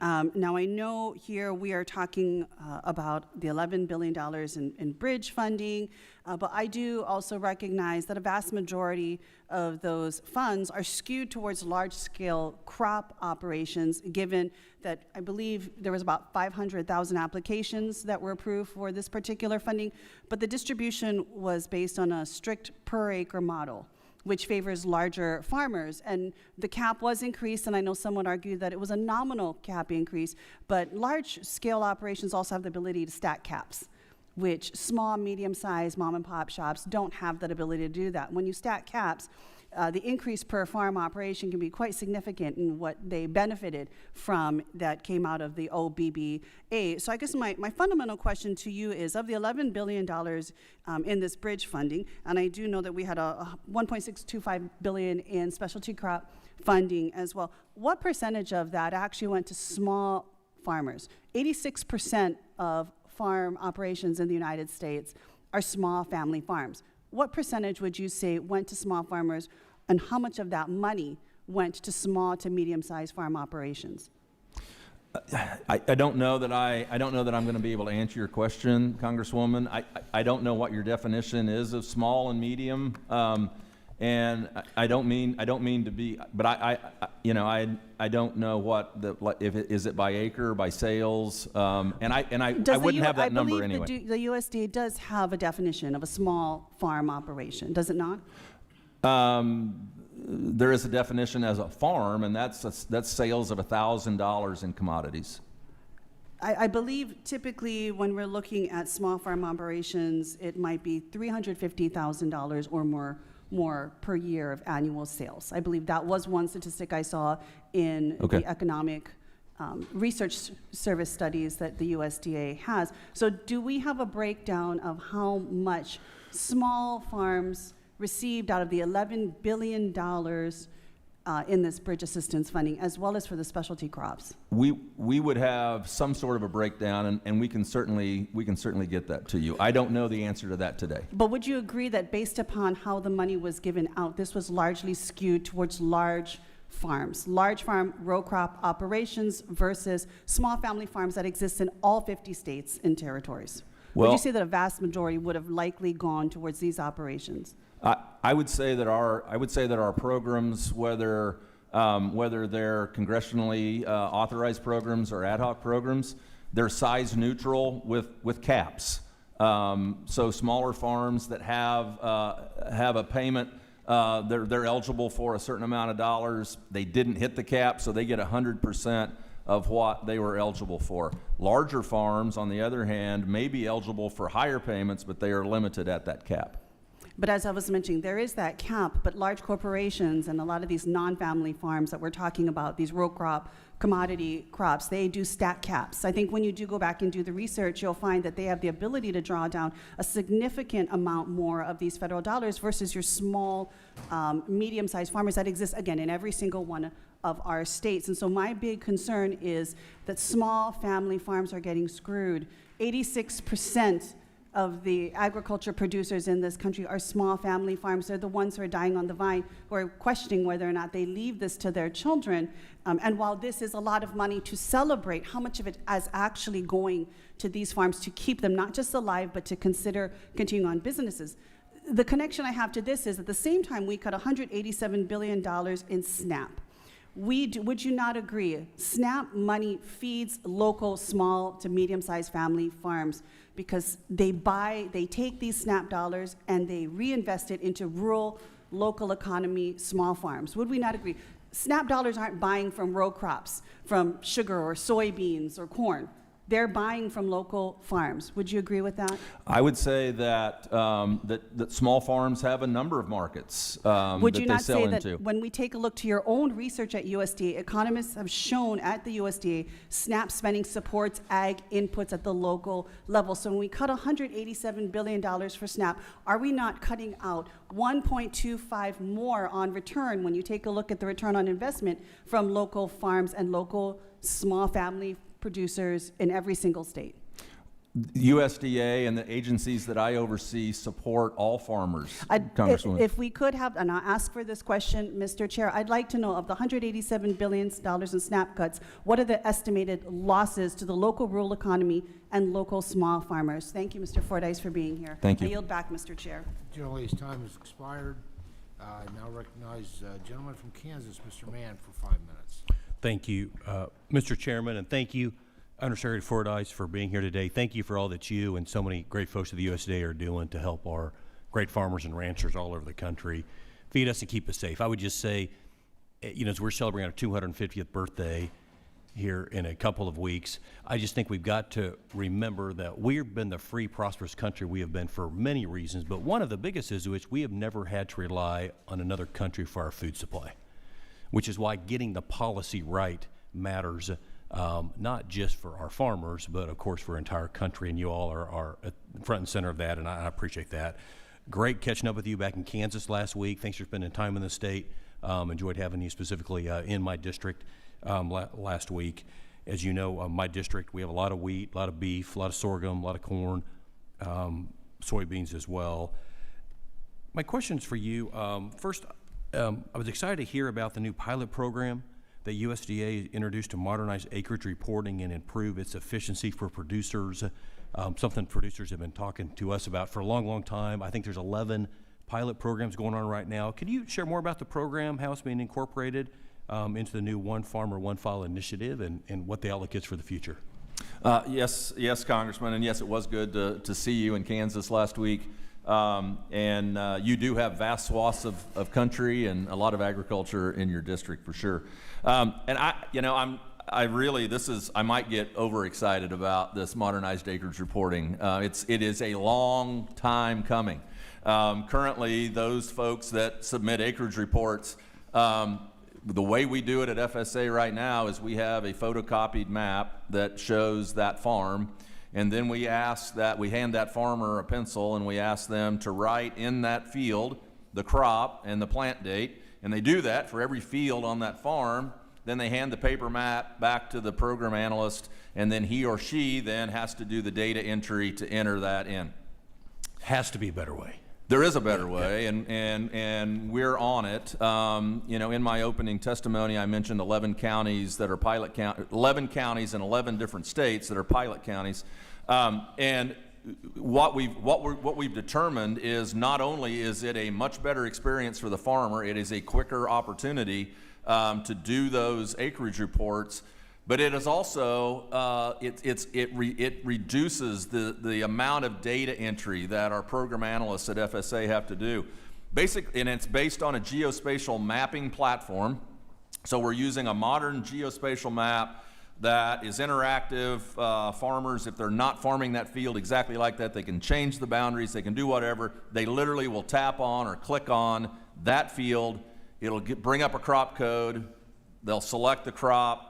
Then it'll bring up a calendar. They'll select the plant date, and this is phase one. We have other phases that are gonna progress into accepting precision ag data to populate these acreage reports.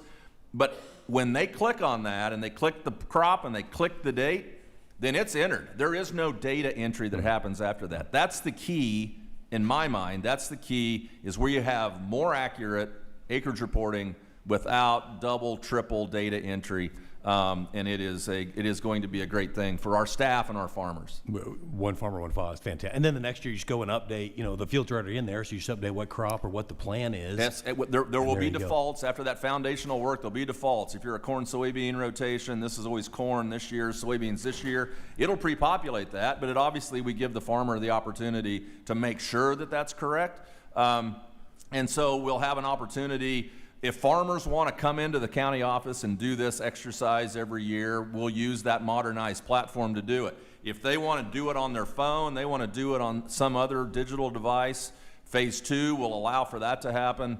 I use my family as an example. My son's 30, I'm 60, my dad's 93. My dad will never use this.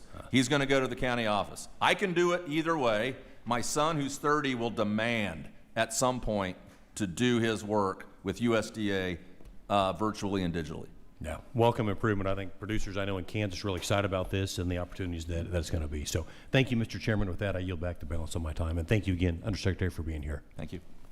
Gentleman yields back. Now recognize the gentlelady from Illinois, Ms. Brzezinski, for 5 minutes. Thank you, Mr. Chairman, and thank you, Ranking Member Craig. Thank you, Undersecretary Fordyce, for being here. I appreciate it. I want to ask about crop insurance as well, and the risk pool in particular. In the Midwest, we have some of the lowest loss ratios in the country, meaning farmers are paying in significantly more than they're getting out. Nationally, the loss ratio hovers right around 1.0. But that's not really the reality at a regional level. Illinois is actually far below that, the district I represent in central and southern Illinois, with a loss ratio below 0.4. It was previously mentioned today that increased premium support will help ease the pain for our farmers, but this increase won't make the difference between premiums and indemnity payments for farmers in states like mine. And the issue within the crop insurance program is only compounded by the pain our farmers are feeling by the president's most recent trade wars. If farmers in low-risk, low-loss ratio states like mine reach a point where the financial burden of participating no longer makes sense for their operation and they start walking away, what happens to the overall risk pool? That is a great question. That is a great question. And I know that RMA, they monitor that very closely. And I've heard the same thing that you just explained when I travel to Illinois. I believe you and I had a conversation at the Farm Progress Show last year, and I think this topic may have come up. Yeah. We monitor that from an RMA perspective, but I do believe that with the provisions in the Working Families Tax Cuts Act, Lower premiums, higher guarantees. It's a better risk management product across the board, lower premiums, and just I would say the peace of mind of having that risk management supporting that farming operation in the case of adverse weather is going to continue. I think folks are going to continue to purchase crop insurance. One thing I'd like to better understand is how, premiums are calculated. And I think one of the questions Congressman Sorensen might have had, and it sounded like you might be doing a study on this, is if you'd be open once that study is completed to maybe briefing some of us that have these types of questions on premiums. Yes, I think we can do that. Okay, that would be great. I'd like to shift gears now to talking about base acres, and specifically making the case for a mandatory base acre update. The last mandatory base acre update was in 1985. American agriculture, I think we can all agree, has changed pretty significantly over the last 40 years. This mismatch matters since we're expecting the safety net to support the current farm economy, and right now it just doesn't. Farmers are making planting decisions against a program structure that is 40 years out of date. The last reconciliation package took a step with a voluntary one-time update of up to 30 million acres, and I don't dismiss that. But voluntary and capped is not the same as fixing the underlying problem. Here's what I think deserves more attention. A mandatory comprehensive base acre update could actually save federal government money. Before these changes, the savings estimated was around $3 billion. After the changes with the reference price changes now baked in, that number could be closer to $11 billion. And both figures are expected to grow. So my question is, does USDA believe a mandatory base acre update would better align the safety net with the modern farm economy? And does the department see a path to help making the fiscal case for getting it done in our next farm bill? So let me answer that like the first part of the question first. I don't know that we've done the analysis of what a mandatory base acre update would look like. That's something certainly that I could visit with the chief economist and the folks in the chief economist's office about.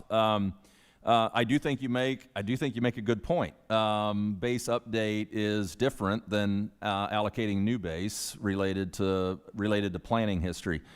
So I think, from my perspective, I would like to see what that looks like if, in fact, that would lower the score for safety net programs to do a base update. I think that would be interesting to know. Thank you for being open to that, and I'll yield back my time. Thank you. Gentlelady yields back. Now recognize the gentleman from Ohio, Mr. Taylor, for 5 minutes. Thank you. Thank you very much, Chairman, for hosting this hearing, and thank you, Undersecretary Fordyce, for being with us today. It's been very helpful to this point. I appreciate it very much. Almost a year ago, President Trump signed the largest investment in our agriculture sector in history. The One Big Beautiful Bill is a transformational piece of legislation that, in the end, will help all of the 11,000 family farms in the district I represent, which is the neediest in Ohio by a wide margin. So I've been pleased to see the progress the USDA has made in implementing this $66 billion investment. There are many wins in the bill for businesses, families, and farmers, but I want to focus on beginning farmers for a moment. Nearly 50% of all farmland will transfer hands in the next 20 years, so it's critical that we focus on getting the next generation into the business. Undersecretary, could you talk about the challenges that beginning farmers face in getting into the business and how some of the investments we made in the One Big Beautiful Bill will help that generation get into farming? Yes, absolutely, and I alluded to it earlier with an earlier question about the importance of new and beginning farmers entering into agriculture. We've got to have that next. We've got to have that next group of folks coming in to feed, fuel, and clothe not only this country but the world. And you know, we've done that as a country very well for a long time. And so I will answer that, but I would first say that the young folks in agriculture that I interact with are amazing people. They're smarter than I was at that age, and it's really interesting to hear them talk about the economics of agriculture, the business of agriculture, the public policy of agriculture. And to me, when I think about someone entering the industry, just how capital intensive agriculture is, and it has been for a long time. Access to land is certainly can sometimes be something that is just too costly. So our farm loan programs through the Farm Service Agency, we have special provisions specific to new and beginning farmers, where we actually chunk off a part of our loan volume. It can only go to new and beginning farmers for direct farm ownership, direct farm operating expenses. And it is highly subscribed by new and beginning farmers. The ability for new and beginning farmers to access risk management products through RMA and through crop insurance, extending that the lower premium options for those new and beginning farmers from 5 years to 10 years is huge, right? If you can double your time of eligibility, I think that's critically important. And a number of other things, whether it's directly related to language in the bill for new and beginning farmers, they also take advantage of the other provisions, the increase in reference prices, the increase in marketing assistance loan prices, the 30 million additional base acres. So I think we have a number of things that are focused on new and beginning farmers at USDA, and certainly there were provisions within the Working Families Tax Cuts Act that move that way as well. Do you do any tracking on the rate at which new people are entering the field of agriculture? And if so, are we seeing an uptick? As you described, seems to be more interest, and there are certainly programs to encourage it, but are we seeing any changes in those numbers if that's being tracked? I don't know that we're tracking it. The National Agriculture Statistics Service, NASS, I'm sure is tracking that. That would be something I think certainly interesting to look at. I can't answer that with any surety today, but that would be a good thing to know. I have another question that's not going to be answerable in a minute. I'll submit that to you later. I appreciate your time, Mr. Chairman. I'll yield back. Thank you. Gentleman yields. Now recognize Mr. Figures for 5 minutes. Thank you, Mr. Chairman, and Undersecretary Fordyce. Thank you for being here today. While investments in FPAC that we're here to discuss today were certainly meaningful for many producers, we cannot move forward without acknowledging the incredibly harmful pay-for that came at the expense of food security in communities across this country. This Congress has spent far too much time robbing Peter to pay Paul, leaving nearly 82,000 people in my state of Alabama without the support of SNAP, including more than 23,000 children. And that's after we repeatedly heard throughout this process that no children will be impacted, that children are exempt. So whether intentional or not, exactly what we warned would happen is certainly happening across the state of Alabama. And as I'm sure you are aware, the state of Alabama is not one of the more affluent states in this nation. I have an individual median income across my district of about $32,000, which means about half the people in my district make less than $32,000. And so the SNAP program is certainly something that is more than just meaningful in my district. And that number right now, that 23,000 children, 82,000 people that have lost SNAP support, that number reflects only the impacts we've seen to this point and not the full consequences once these cuts are completely implemented. And look, farmers have been asking for a stronger farm safety net, and we have done some work to strengthen commodity programs, expand crop insurance options, increase support for beginning ranchers and farmers, some of which you just referenced again there, and invested in additional resources into conservation programs. Those are all improvements that producers have long advocated for and farmers have long sought, and were certainly necessary and certainly things that I support. But we cannot move forward without recognizing the real people who are paying the price, and that's the children who didn't decide the circumstances they were born into and yet go hungry, the local grocers who relied on SNAP dollars, because as you know, look, SNAP dollars are not something that people can store in the bank. They can't invest SNAP dollars. They're spent, and they're only spent at grocery stores, and those grocery stores are primarily stocked with food that is purchased from materials that are produced on our farms in Alabama and across this country, even in your home state of Missouri. And state budgets will obviously feel the ramifications of this at the end of the day once they're forced to make impossible choices related to the cost sharing. But today we're here to talk about, things that H.R. 1 did for FPAC, and farmers in my district are still calling for help even after these investments and after USDA's bridge payments. While we've made improvements to existing programs, the underlying struggles haven't gone away. Export markets are still feeling the impacts of tariffs, and I want to come back to that. And some of those markets may never return to what they once were, a reliable lifeline that helped keep family farms afloat. Input costs remain incredibly high. Fuel costs are up. Fertilizer costs are up. Markets remain volatile, and producers continue to face uncertainty every time they make decisions about planning, borrowing, or expanding their operations. So yes, we can all agree that something is better than nothing for farmers facing extraordinary challenges, but strengthening the farm safety net, expanding conservation opportunities, and improving crop insurance are meaningful steps, but farmers deserve credit for fighting to make those improvements a reality. We cannot keep shifting money around every few years and calling it a solution. We cannot continue to ask farmers to rely on bridge payments and emergency assistance while the same economic pressures continue year after year. Our job isn't simply to just help farmers survive, especially until just the next season. It is to create the kind of long-term stability that allows them to plan, invest, and run the type of operation that is worthy of passing down to the next generation. Undersecretary, let me ask you this: in your opinion, have the tariffs been good to farmers? Well, I think that the president's approach to trade has, in my mind, has been a positive to the country. It has offered an opportunity to open up some new markets for agricultural products, and I would also say that from the U.S. Trade Rep and others, the Undersecretary for Trade at USDA, that in every trade agreement that's negotiated, agriculture has to be a part of it. Well, understood, and I don't mean to be disrespectful, but I want to No, sir, get understand. another question. Well, we hear about markets in Alabama. We have a lot of peanut farmers. I know you have a soybean background yourself. Soybean markets, as you know, we saw exports to China dry up almost 76% over the last year, and I understand some deals are in place to make some of that come back. But China is going to Brazil.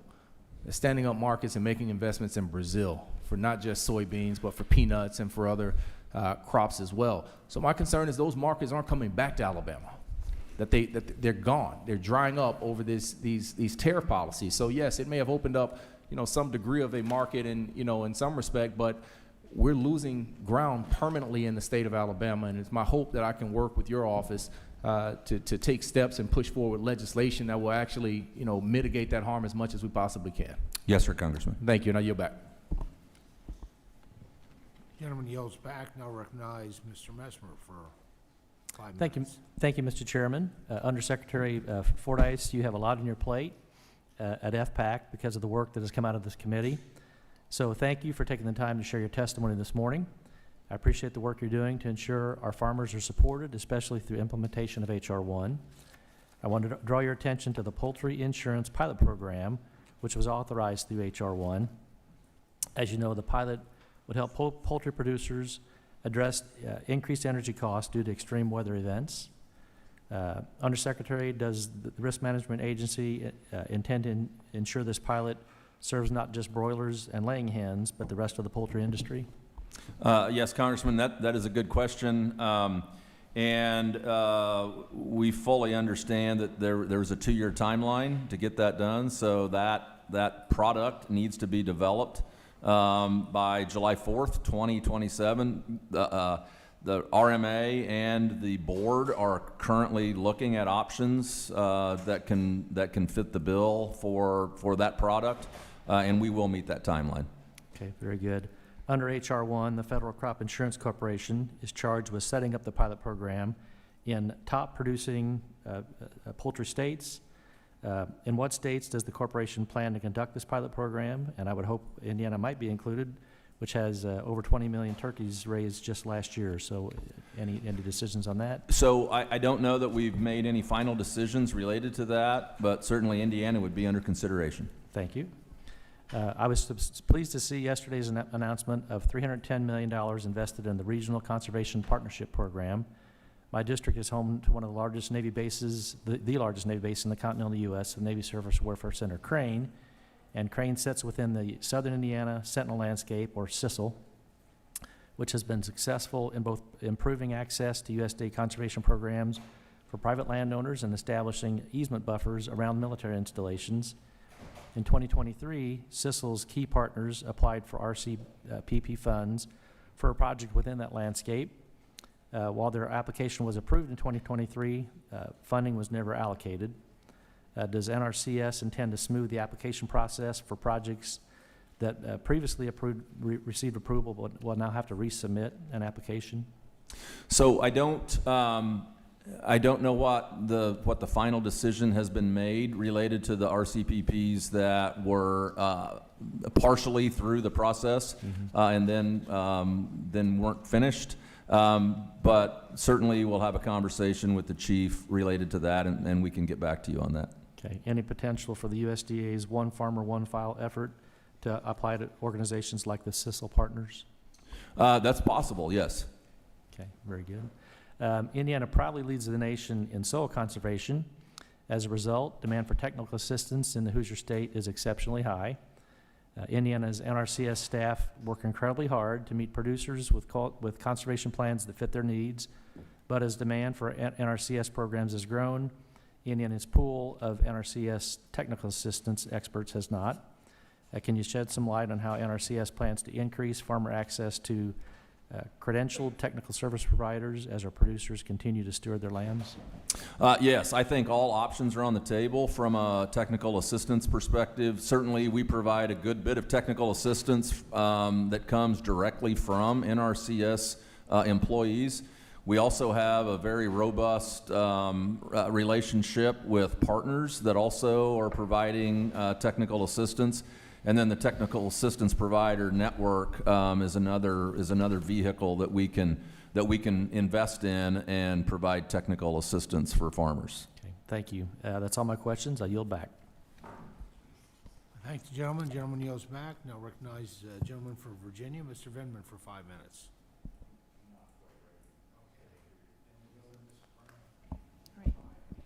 Thank you, Chairman Thompson and Ranking Member Craig. Mr. Fordyce, thank you for being here today. As we have been discussing today, H.R. 1 made substantial changes to a number of farm and conservation programs. I continue to believe those changes should have been debated in the context of a comprehensive farm bill rather than a partisan reconciliation package, particularly one that came at the expense of nutrition assistance for millions of families. I also recognize that farmers are counting on the USDA to successfully implement the programs Congress enacted. That is why I want to focus my questions today on whether the department has the capacity and resources necessary to deliver on those commitments.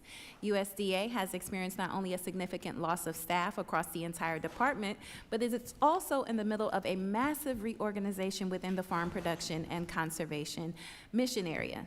So, Mr. Fordyce, do you believe the FPAC currently has the staffing and technical capacity necessary to implement these changes efficiently and provide timely service to producers? And are there particular staffing gaps or operational challenges that concern you as implementation continues? Yes, Congresswoman, thank you for the question. I think that by and large, I think our agencies are meeting the mission. They are delivering on the promise that we make to American agriculture. But we will have locations. We will have county offices that are having staffing challenges at this point. The Natural Resources Conservation Service, they actually have a hiring plan. They are currently advertising and hiring folks, not only at that local level, but more at the regional level, engineers, architects, those kinds of folks that are required to move these projects forward through NRCS. FSA, our constraint today on staffing is budget. And we do recognize that we do have county offices that are not staffed to the level that we would like to see them. So we hope that we get some relief in the appropriations process for FY27 to be able to hire staff at FSA. Well, thank you for that, because you mentioned in this hearing that the department will be advertising and hiring for NRCS, and 22% of the NRCS staff was cut. Can you explain the strategy of firing and rehiring staff?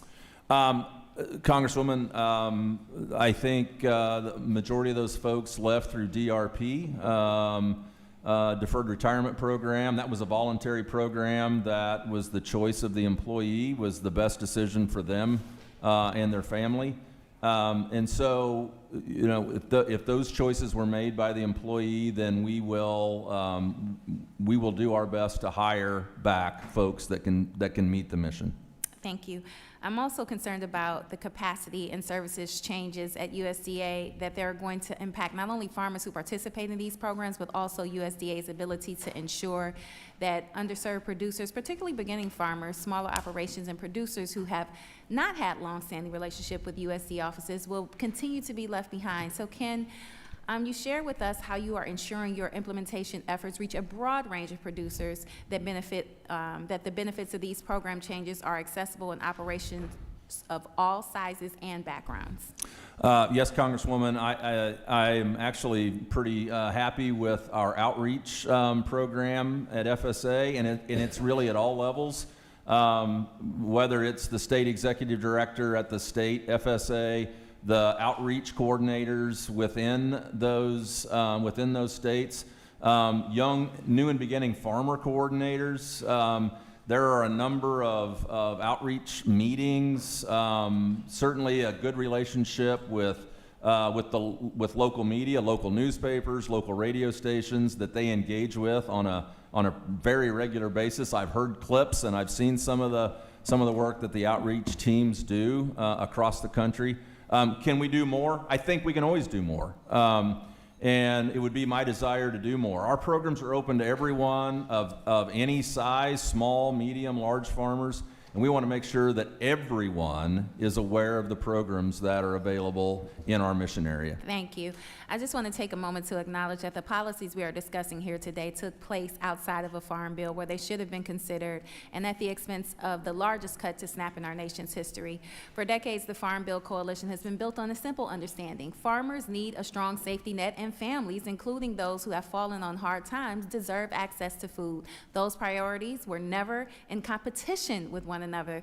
They were partners in a shared commitment to rural communities, producers, and working families. So as we move forward, I hope this committee can recommit itself to the bipartisan foundation that has sustained farm policy for generations. The success of crop insurance, ARC, PLC, disaster assistance, and conservation programs is not in conflict with the success of SNAP. Farmers deserve certainty, families deserve food security, and American people deserve a farm bill that delivers both. And thank you for your indulgence, Mr. Chairman. With that, I yield back. Gentlelady's time has expired. Now we recognize the gentleman from California, Mr. Valadeo, for 5 minutes. Thank you, Chairman. Good morning, Undersecretary. I want to thank you for being here today and for your testimony. Crop insurance is clearly a valuable tool with enrollment hitting an all-time high. However, specialty crop participation continues to lag significantly behind other crops. How has your administration worked to expand USDA's insurance programs to better cover America's specialty crops? Congressman, that is a great question.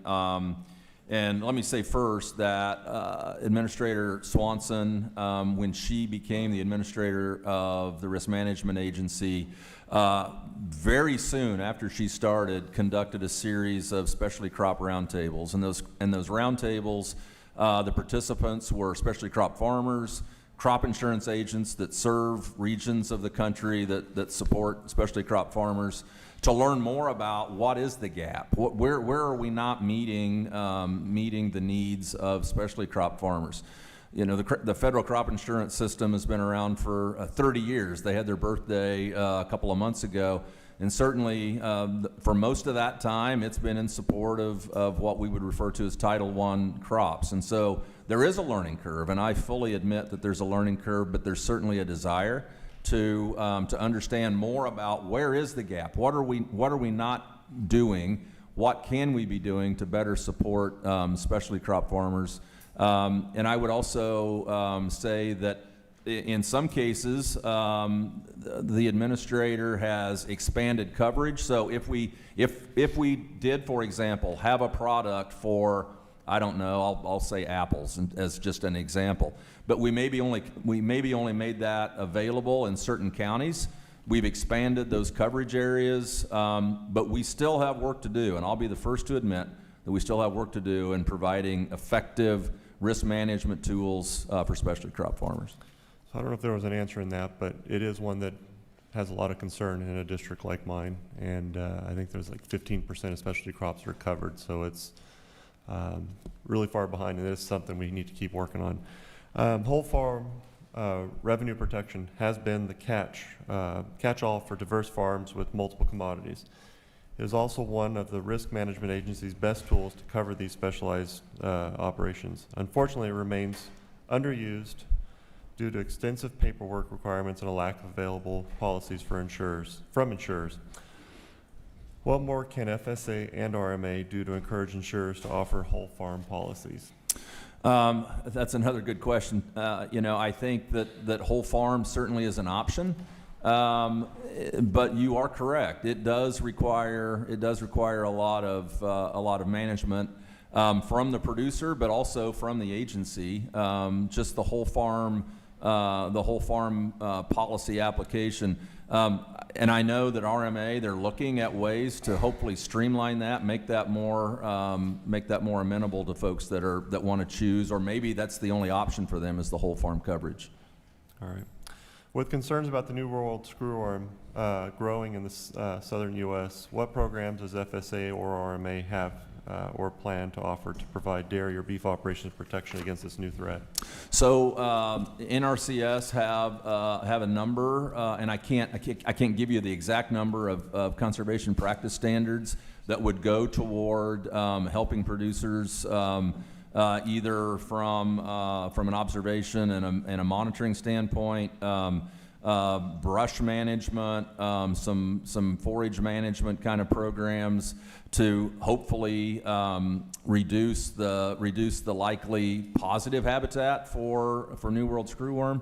And then on the FSA side, we do have some programs. We are analyzing right now what might work through an indemnity program. We've not made a final decision on that yet, but certainly looking at that.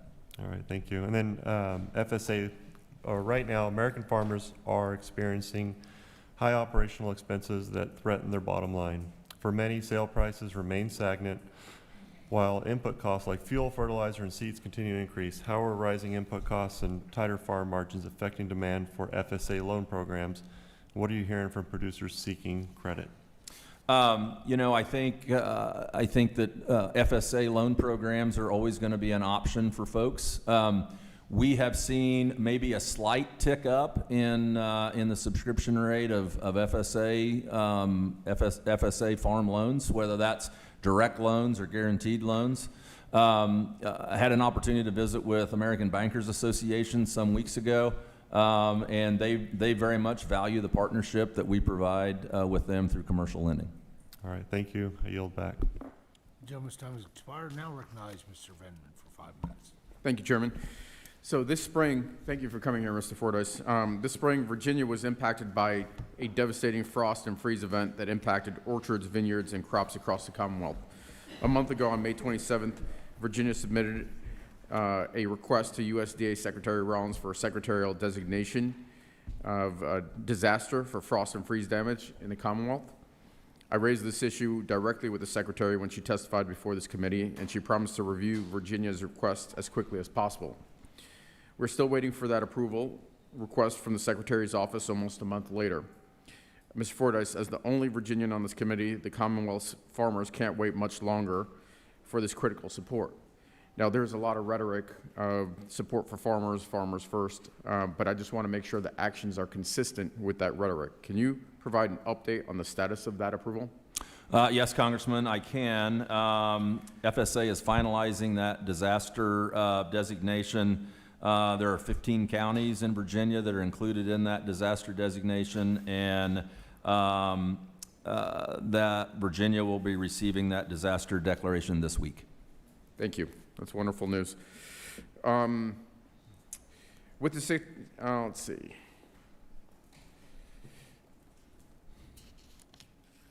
All right, so I'd like to turn to the question of the federal workforce at USDA. NRCS experienced a massive drop in its workforce, losing nearly 3,000 employees, or almost a quarter of its workforce. Farmers and local communities did not have anyone to call for conservation support, and local counties lost knowledgeable, helpful field staff, but the office of the secretary grew by 18%. FSA lost 21% of its staff. More than a third of the local FSA offices began the year with reduced headcount. On top of that, a survey by AFGE found that 76% of USDA staff working in and around the National Capital Region do not plan to relocate with USDA and plan to leave their jobs instead. In the face of all these cuts and staff losses, it's not like life in farm country has gotten any better. How is USDA going to retain an expert workforce with these types of numbers and ongoing staff cuts? How can farmers in Virginia, which the USDA is moving away from, expect good service from FSA and NRCS? I've said a couple of times during the hearing that the real heroes in our mission area are the folks that are working in those county offices that are delivering programs where the rubber meets the road. And I value them so much. Throughout my career, I've worked directly with local NRCS and local FSA people, and so I want to say that up front. I think that from an NRCS and FSA staffing perspective, we are on our way back up the other direction. NRCS, they're advertising positions not only to fill positions in local county offices, but also more specialized positions like engineers, like archaeologists, which are critical to deliver the mission. So NRCS is hiring. Their target hiring number is to get back up to around 9,500 for the total of the agency. FSA, on the other hand, they're hiring as well, but they're hiring to attrition, and they're hiring to attrition because the constraint is budgetary. So our hope is through the appropriations process in the next fiscal year that we will get additional appropriations for staffing for Farm Service Agency. So I'd like to point out that a couple of times I've heard you talk about the DRP, the Deferred Resignation or Retirement Programs.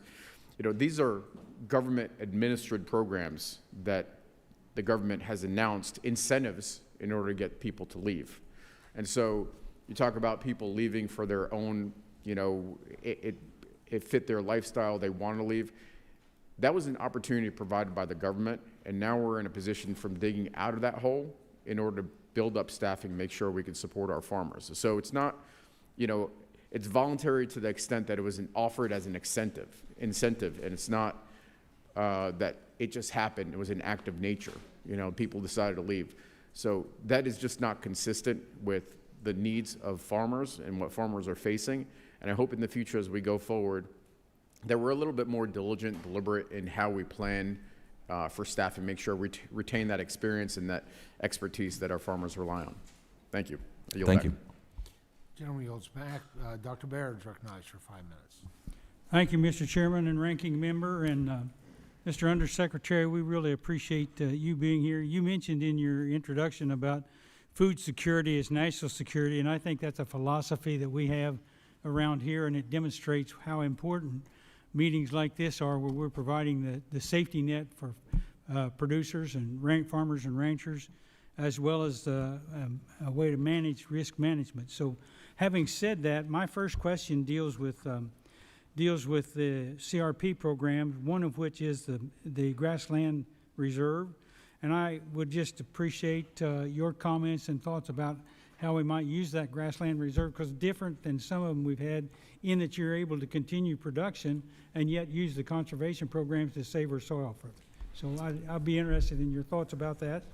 It's relatively new to Indiana, to our area, as far as. Yeah, the grassland CRP is a relatively new practice. And really, it makes a lot of sense. We will do a general CRP sign up where we're gonna take bigger chunks of land that have been cropped, or maybe they're re-enrolling that. But that was cropland that was taken out of production through the general CRP sign up. The grassland CRP, as you say, Congressman, is a working lands program. It is a conservation program that the rental rate for grasslands doesn't quite get to the level of a general CRP contract, but then it also grants the flexibility to the landowner, to the producer, to utilize that grass while also being enrolled in a conservation program.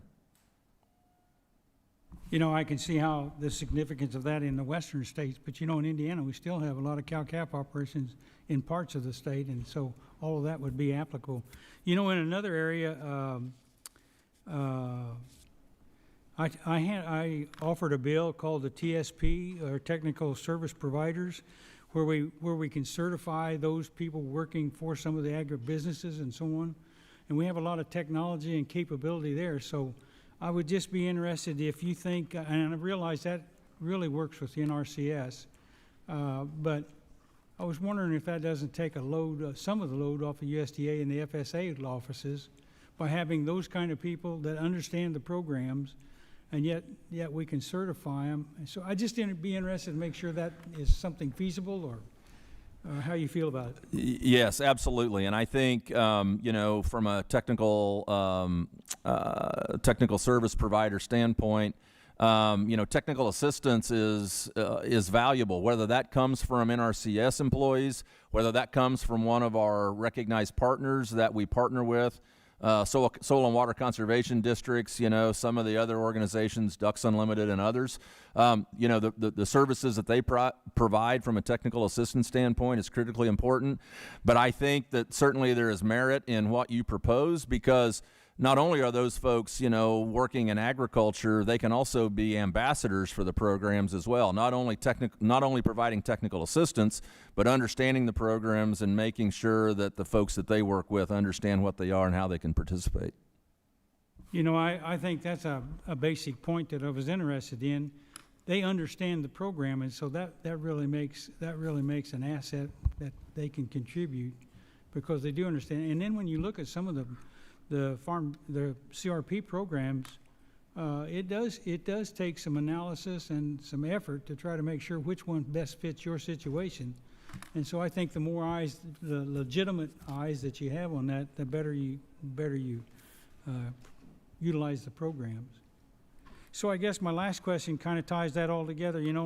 I'm partial to Purdue University, and I expect everybody around here knows that. But anyway, stop that. But I just really think that research is our way to compete with around the world. So I'd just be interested in your thoughts about how we're working with the land-grant universities, with agribusinesses, as well as, a lot more of our farmers and producers have a degree. So. Yeah, I've said multiple times today that farmers will always do the right thing when they know what the right thing is, and they're advised through land grant, a lot of land grant university research and innovation. I'm partial to Mizzou, and the land grant university there and the outreach that they do is critically important. So absolutely support the research that happens at those land grant universities and the innovation and discovery that comes out of there. Thank you very much. I appreciate your answers. I yield back. Gentleman yields back. Now recognize Ms. Hayes from Connecticut for 5 minutes. Thank you. Thank you, Undersecretary Fordyce, for being here. I just want to follow up on the questions that were asked by Reps. Brown and Vindman about staffing, because you did mention the deferred resignation program. And as Representative Vindman said, that was an incentive that many people took. But I think it's also important to note that massive cuts and efforts made by DOGE led to a spike in resignations, and then workforce reduction initiatives and massive relocations also led to a mass exodus in key agencies that we're talking about are understaffed. So I would submit that appropriations is not the only constraint, that much of what we're dealing with is choices made by this administration that we're now trying to correct for. So I think it would have to be a really compelling argument to come back to Congress and now ask for appropriations to replace staff that was cut by the administration. And as Representative Vindman said, these weren't people who just woke up one day and decided they were ready to retire. They were responding to the pressures that were applied to them by both the agency and the efforts of DOGE. So those are all things to consider. It's not just appropriations constraints. That's not really a question, I guess, just a statement. Federal crop insurance is critical to agricultural safety nets. However, in 2022, of the 1.9 million farmers in the United States, just 19% were enrolled in crop insurance. This disproportionately affects small farms, which often cannot access insurance. My legislation, the Save Our Small Farms Act, would address the lack of a safety net for vulnerable farmers who are unfairly shut out of traditional crop insurance. H.R. 1 increased support for commodity crops like cotton through enhanced reference prices, expanded base acres, and strengthened ARC and PLC programs. I understand that those farmers have been hurting. In contrast, H.R. 1 does comparatively little for farmers growing fresh fruits and vegetables and nuts that feed American families. Specialty crop accounts for roughly 50% of the total value of U.S. crop production. Yet these farmers lack the same commodity support infrastructure. They face higher insurance barriers, and they're disproportionately shut out of safety nets entirely. The specialty crop block grant increase in H.R. 1 is welcome, but it does little to address the fundamental gap in crop insurance access for small specialty crop producers. Can you tell me what actions the department is taking outside of H.R. 1 to ensure that farmers growing fresh produce have the same level of protections as those producing commodity crops? And you can use the time if you would like to address any staffing issues or anything you want to add there. Yes, absolutely. Thank you, Congresswoman. And I would say, so a lot of the work that was done related to the staffing was the deferred retirement program was offered to folks. To my knowledge, we didn't do any relocations from FSA or NRCS, but that's my recollection. Mm-hmm. I think the correlation speaks for itself. The timing of these efforts, and then the announcements of retirements of about 15,000 people. It all happened at the same time. So these weren't people who, on a rolling basis or over time, decided it. These efforts took place. These people retired. Your own data speaks to that. So I think we should just acknowledge it and move on to the next answer. So the next answer is, I think the Risk Management Agency is certainly looking at options and opportunities. And I've mentioned a couple of times, Congressman, I don't know if you were in here, but Administrator Swanson of the Risk Management Agency has held a series of specialty crop roundtables. And also, I think that we continue to look at how can we make the programs more responsive to all of our customers. And the agency, and it's just a matter of how things are. The agency was started. I mentioned its 30th birthday of Risk Management Agency was just a month ago. Was started to support Title I commodities, and so it's been an evolution, and we're getting better. We're getting better at offering products that are more suited to smaller farmers and to farmers that are growing things other than Title I commodities. Again, it's a moving target. We continue to try to improve the offerings that we have related to those risk management tools, and we continue to move in that direction. I don't think I disagree with you. We can't hit all farmers on every piece of legislation, but I would just encourage that moving forward, we try to find opportunities to address some of the needs of our small farmers and specialty crop growers. With that, I yield back. Joe, ladies, time has expired. Now recognize Mr. Rose from Tennessee. Thank you, Chairman Thompson and Ranking Member Craig, for holding the hearing today, and thank you, Secretary Fordyce, for your time being here with us today. Mr. Secretary, I want to thank you for the engagement and responsiveness, I'll get it out in a second, that you and your team have shown as I've worked with producers regarding drought-related assistance. I appreciate the Farm Production and Conservation Mission Area's continued efforts to ensure that relief programs are administered efficiently and reach eligible producers in a timely manner. With the recent enactment of changes to the Livestock Forage Disaster Program that reduced the D2 drought eligibility threshold from 8 consecutive weeks to 4, Many livestock producers are closely following the implementation of these reforms. Could you please discuss the Farm Production and Conservation Mission Area's strategy for administering these changes, including how FPAC is working to ensure timely delivery of assistance while maintaining program integrity and accurate eligibility determinations?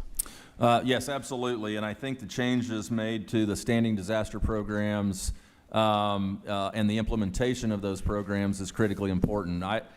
In the first Trump administration, I served as the administrator of the Farm Service Agency, and because I was the administrator of the Farm Service Agency, actually went to a lot of places where we were close to triggering some of those standing disaster programs. So I think the efforts of this committee and this Congress to be able to right size and make those standing disaster programs more responsive certainly was very important.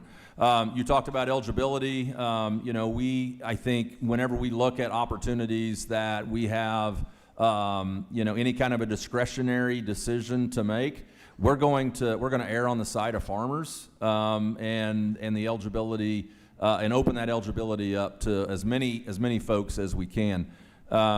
I don't know if I answered all your questions. Well, and I might just add, I know with that change in qualifications or determinations, there's a software update that had to happen, and I'm hearing about this from my producers in my area, and just the delay in the decisions that come with that, particularly with reduced staff headcounts. And so just hoping that you'll be sensitive to that and how that delay in access to benefits or to assistance is impacting some of the folks that are severely affected in our area. Yeah, absolutely. I think from rolling these programs out, deploying them, when there is a change to a program, you're correct. There probably likely is a software change. There's likely will have to be some sort of a very quick training so that our staff in the office know how to implement the new provisions. We try to do those as quickly as we can. And I would say, if I point back to the One Farmer, One File initiative, the IT modernization, our hope is, and we've seen this in one program, our hope is that IT development that is a part of the deployment of programs can happen quicker. And I mean, that's what we all would hope for, and I think we're going to see that as a benefit, another benefit of the One Farmer, One File. Thank you. And Mr. Secretary, where do you believe the greatest vulnerabilities remain in the farm safety net, particularly for livestock producers and diversified family operations in states like Tennessee? Well, as you know, we don't have a traditional safety net program for livestock like we do, for crops. But we do have a number of risk management products, whether that's revenue protection or other things related to folks that are in the livestock sector. And I think as we continue to evolve, as producers learn more about what those programs how those programs can be, a risk management tool or a safety net tool for them, I think we'll see higher subscription rates. It hasn't been that long ago that, if you were just a livestock producer, you probably didn't know where the FSA office was, because there was nothing there for a livestock producer. But we're starting to see the change in that with some of the livestock programs within FSA, and then certainly those tools at RMA. Thank you. I see my time is expiring, and I appreciate you being here, and I yield back. I thank the gentleman. Gentleman yields back. Now recognize the gentleman from Wisconsin, Mr. Van Orden, for 5 minutes. Thank you, Mr. Chairman. Mr. Undersecretary, thank you very much for coming. We've had the pleasure of having Secretary Rollins in my district twice. Hopefully she's coming back. It is her second home. You're always welcome there. I feel obligated to address some of the comments that my colleagues on the other side of the aisle have made regarding SNAP. And I was raised in abject rural poverty by a single mother, and we had food stamps where it was an actual stamp that you put on a card at the grocery store. So these programs are incredibly important. I volunteered to be on the SNAP subcommittee twice, and if I get reelected, I'm going to do it again, because I want to make sure that everyone understands how vital these programs are. So let's talk about SNAP rolls briefly, and then I'll actually get to the subject of this hearing. So there's over 186,000 people that were enrolled in SNAP that are dead. There's over 500,000 people that were on SNAP and getting benefits from more than one state or more than one jurisdiction. So if you cut SNAP benefits for 500,000 people in half because they're getting benefits in 2 different states, you, by definition, have a reduction in the amount of people on SNAP. That's just a fact. So what we are trying to do is make sure that every single tax dollar that is allocated to go to a hungry child goes to the hungry child, not a fraudster. And to say that, you know, we're trying to starve children and treat families bad, that's just disingenuous. I mean, I understand their heart's in the right place, I really do. But we just got to stop that type of rhetoric. All right, now on to the subject of the hearing, sir. So there's some real disparities. I was an enlisted guy in the SEAL teams for a long time, so it's kind of like process, you know. There's a disparity between the amount of time to apply to some programs where you get awarded things. Like EQIP is 3 to 6 months, CSP is 3 to 6 months, but like ECAP can be 3 days, right? So what are we doing, or what are you doing over there to make sure that we can kind of level these bubbles? Because if, you know, 6 months to a farmer's, that's an entire growing season essentially. So, where I'm up north, you know, down south they grow year round. So what are you guys doing over there to make sure that, you know, Mr. Harris goes to try to get something from the USDA or FSA and it happens in a timely manner? Can you kind of explain that a bit? Yes, sir, Congressman. You know, I think ECAP was pretty prescriptive. You know, not a lot of discretionary decisions. I wasn't here for that yet, but it did. It was pretty straightforward. Rolled out, I would say, incredibly successfully. EQIP, and it depends on what the contract is. It depends on how NRCS is engaging with that producer. Yeah.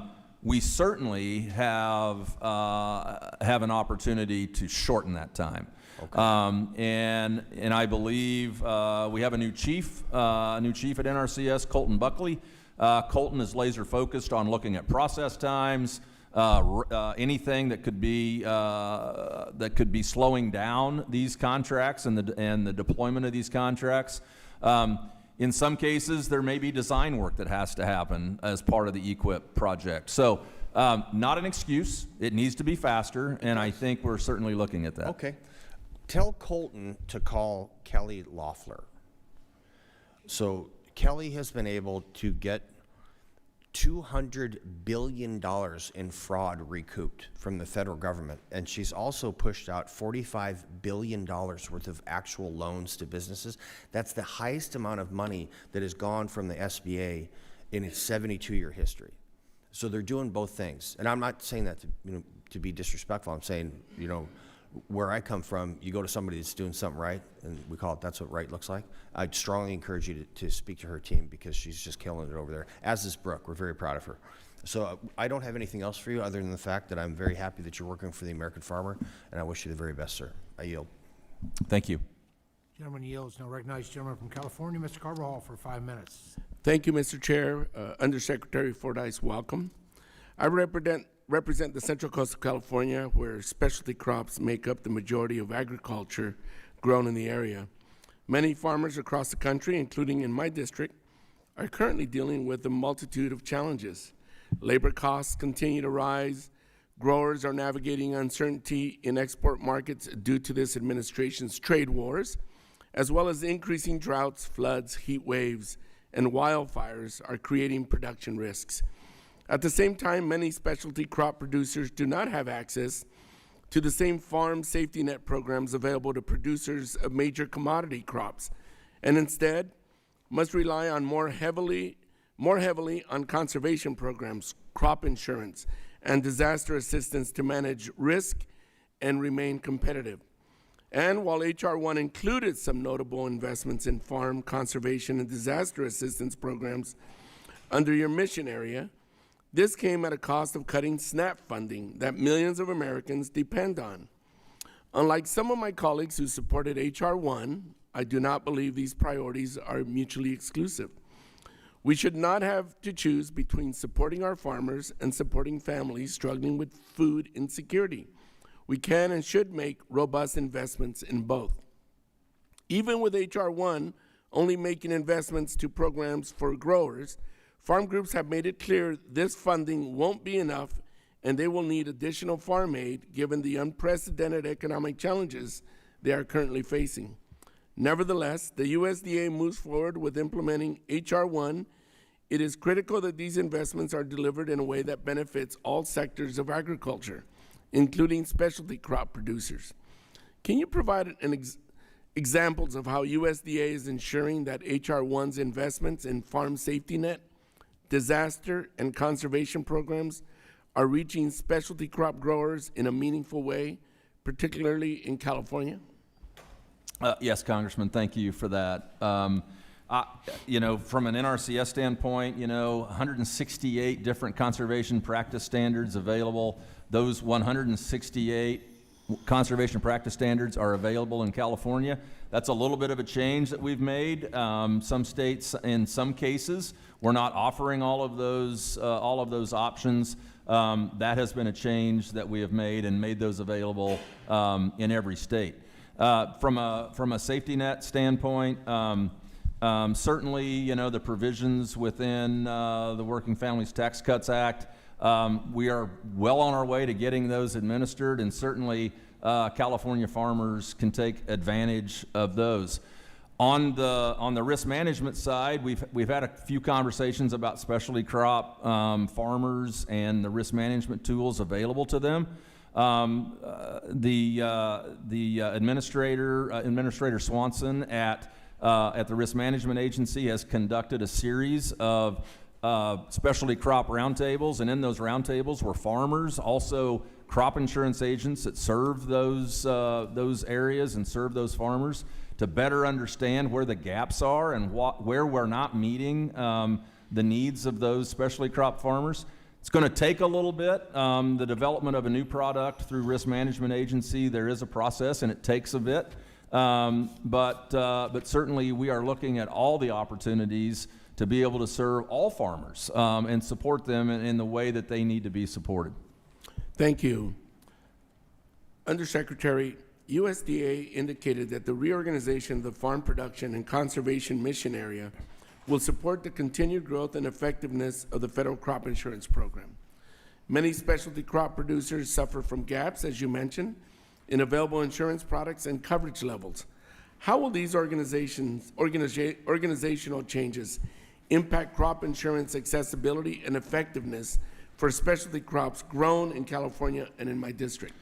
So the reorganization, as it relates to RMA, really is the organization will look pretty much the same. There's very minor structural changes, but certainly, again, I would go back to the agency's very strong desire to be responsive to specialty crop farmers across the country. Certainly in California, it's critical, obviously.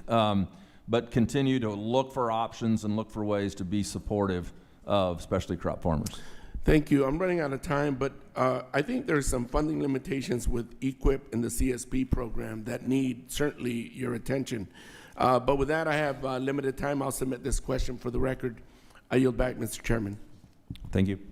I thank the gentleman. Gentleman yields back. Mr. Harris, recognized for 5 minutes. Thank you, Mr. Chairman, and Mr. Undersecretary, thank you so much for being here today for this hearing. As a member of this committee, I was very proud of our portion of H.R. 1 last year that once again put American farmers first. And at a time when farmers are dealing with the rising input cost, animal diseases, natural disasters, I know in my district, producers are looking for certainty and reliable risk management tools to help keep their operations viable. For example, we've already heard here today, our livestock and poultry producers continue to face a steady stream of challenges from drought and the avian influenza to the recent threat posed by the New World screwworm. In my home state of North Carolina, we consistently rank among the top poultry producing states in the nation. And the poultry growers in our district would benefit from the results of the poultry insurance pilot program that's been created in H.R. 1. And this pilot program was designed to help producers manage extraordinary utility costs that are associated with extreme weather events that can significantly impact their bottom line. What I wanted to ask you, Mr. Undersecretary, if you could just provide us today an update on USDA's progress in developing and implementing this particular pilot program. Yes, absolutely. I know that in the bill there was an opportunity for us to give us a 2-year runway, and I know that the Risk Management Agency, the FCIC board are already investigating options as it relates to that. As I explained a little bit to the congressman from California, sometimes these products take a little bit of time to get through the process, but we are certainly well on our way, and we will meet that deadline. Are you getting feedback from some of the poultry industry stakeholders? I would be curious what kind of feedback, and how is that feedback shaping the final design of the program that you're developing? So I know that poultry producers are a part of the conversation. I don't know that I've been a part of any of those discussions directly, but have the utmost confidence in the RMA staff and the administrator at RMA and the FCIC board to make sure they're having those critical conversations and gathering all the information that they need.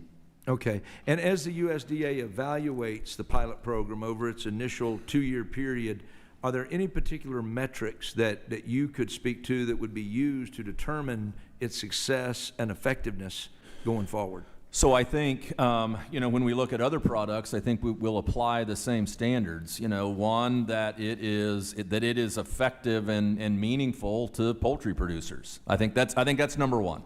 Number two, is it responsible from a taxpayer's standpoint? Number three, is there integrity in the program, right? So there's not gaps and opportunities for folks potentially to take advantage of it. And usually when we're looking at products that we're going to introduce new into RMA and offer to farmers, those are the three things that we want to really make sure that we've got nailed down. Excellent, excellent. Last year, following President Trump's return to the White House, the USDA initiated a review of the conservation projects funded through the IRA, the Inflation Reduction Act. And as part of that review, I understand several programs were paused, modified, or restructured, including the Biden-era partnerships on climate-smart commodities initiatives that were subsequently reworked into the Advancing Markets for Producers Initiative. In fact, following the restructure, Secretary Rollins stated, and I quote, said the partnerships for climate-smart commodities initiative was largely built to advance the Green New scam at the benefit of NGOs, not American farmers. And so I know the Department of Agriculture found that in many cases a significant portion of that federal funding was not reaching the farmers directly. Can you walk us through, in just the last 40 seconds or so, how USDA conducted its review of these programs and what criteria is used to determine whether projects, again, should be continued, modified, or just terminated? Yeah, absolutely. And that initial work happened before I was confirmed. But I do know that they made a comprehensive review of all of the climate smart grants and agreements. Looked at, and really one of the things that had to happen is that 65% of the value of that grant had to go to farmers. And so I would also say, and I think I mentioned it earlier, would applaud most of the grantees for coming to the table and negotiating and actually getting to a place where we could reissue that grant. We actually, by doing that, put nearly $500 million of that additional $500 million out to farmers. Excellent. Well, thank you so much. And Mr. Chairman, I'm out of time. I yield back. Now, I thank the gentleman, and it looks like we have all of our members who were seeking to speak have done so. And so before we adjourn today, I invite the ranking member to share any closing comments that she might have. Well, thank you. First and foremost, Mr. Undersecretary, thank you for being here today. USDA has the potential to play an important role in American agriculture and nutrition. Sadly, despite the hard work and professionalism of the civil servants at USDA, the Trump administration and their collaborators in Congress have truly undermined critical aspects of its core mission: expanding market access for family farmers, ensuring adequate nutrition and food assistance is available for America's young, old, and disabled, advancing evidence-based and science-based approaches to innovation. Too often these days, and to the detriment of America's hardworking rural communities, partisan politics have taken priority. I appreciate both your testimony and your answers today, particularly that you suggest you need more appropriations with respect to staffing. But I want to make sure specifically we all understand that it is President Trump's fiscal year 27 budget that recommended a $309 million cut to FSA staffing budget levels. Cuts to food assistance, tariffs, and wars. Cuts to USDA staff, high input cost, disappearing margins. The Trump administration says it puts farmers first, but its approach to farm country has been far from it. I hope that USDA can continue its mission to help farmers struggling with severe weather, disrupted markets, and tough times. Mr. Undersecretary, I know that you have a tough job, but I also know that bankruptcies are up nearly 50% in our country for farmers, 70% year over year with Midwest farmers. It's time to truly put America's farmers first. Thank you, and I yield back. I thank the gentlelady. My closing comments, Undersecretary Fordyce, I just want to thank you and your staff. We put a lot of responsibility on your shoulders with the incredible legislation that we have passed and are in the process of passing, investing in the American farmer, rancher, forester, and really rural America. I want to appreciate your staff that are located here in D.C. and, quite frankly, those that are spread so widely across this great nation. I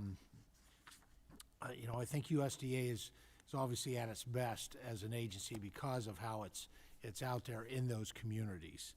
I do want to correct the record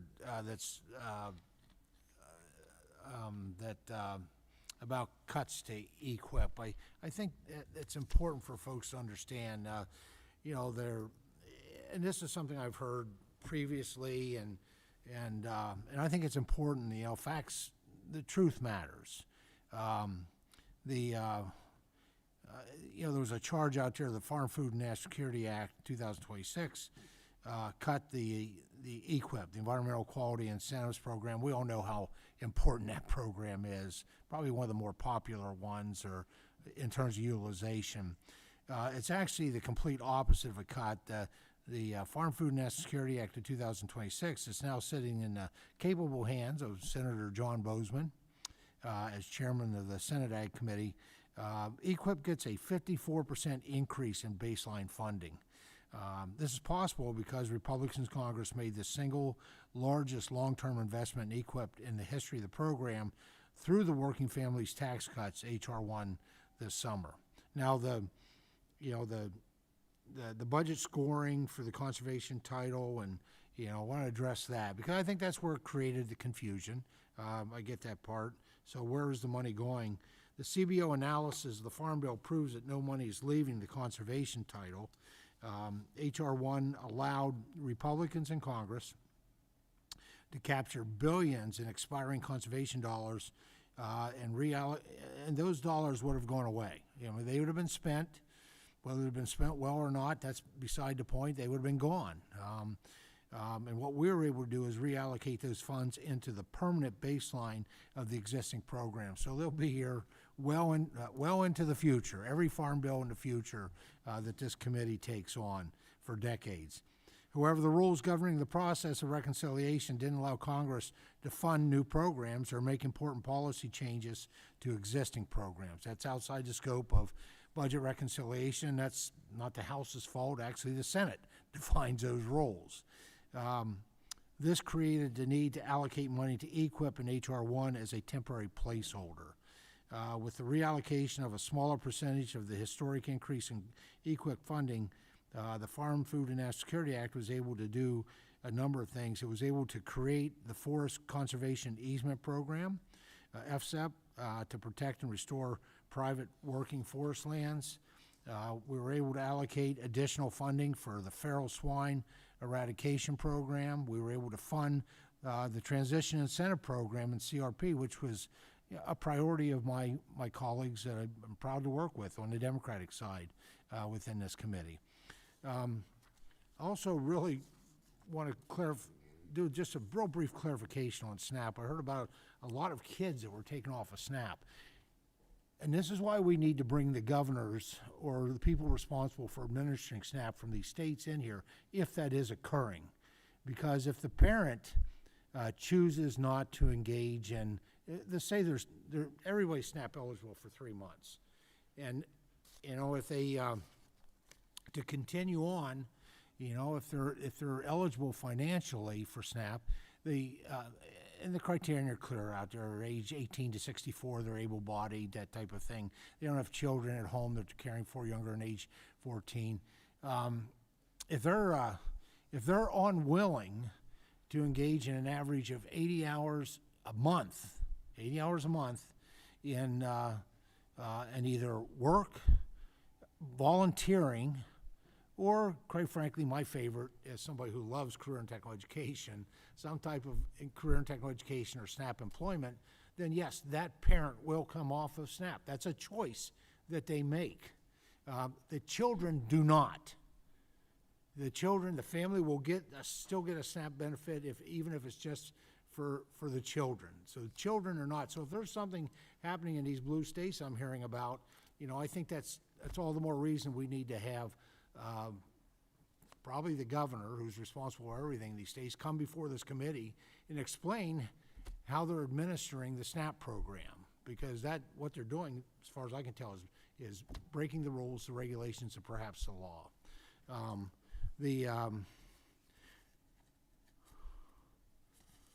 I want to thank you for your work implementing the historic investments in American farmers of all sizes and all types. Our row crops, our specialty crops, our organic farmers, our livestock ranchers, those poultry growers, our forests, our orchards, our groves, those who farm them.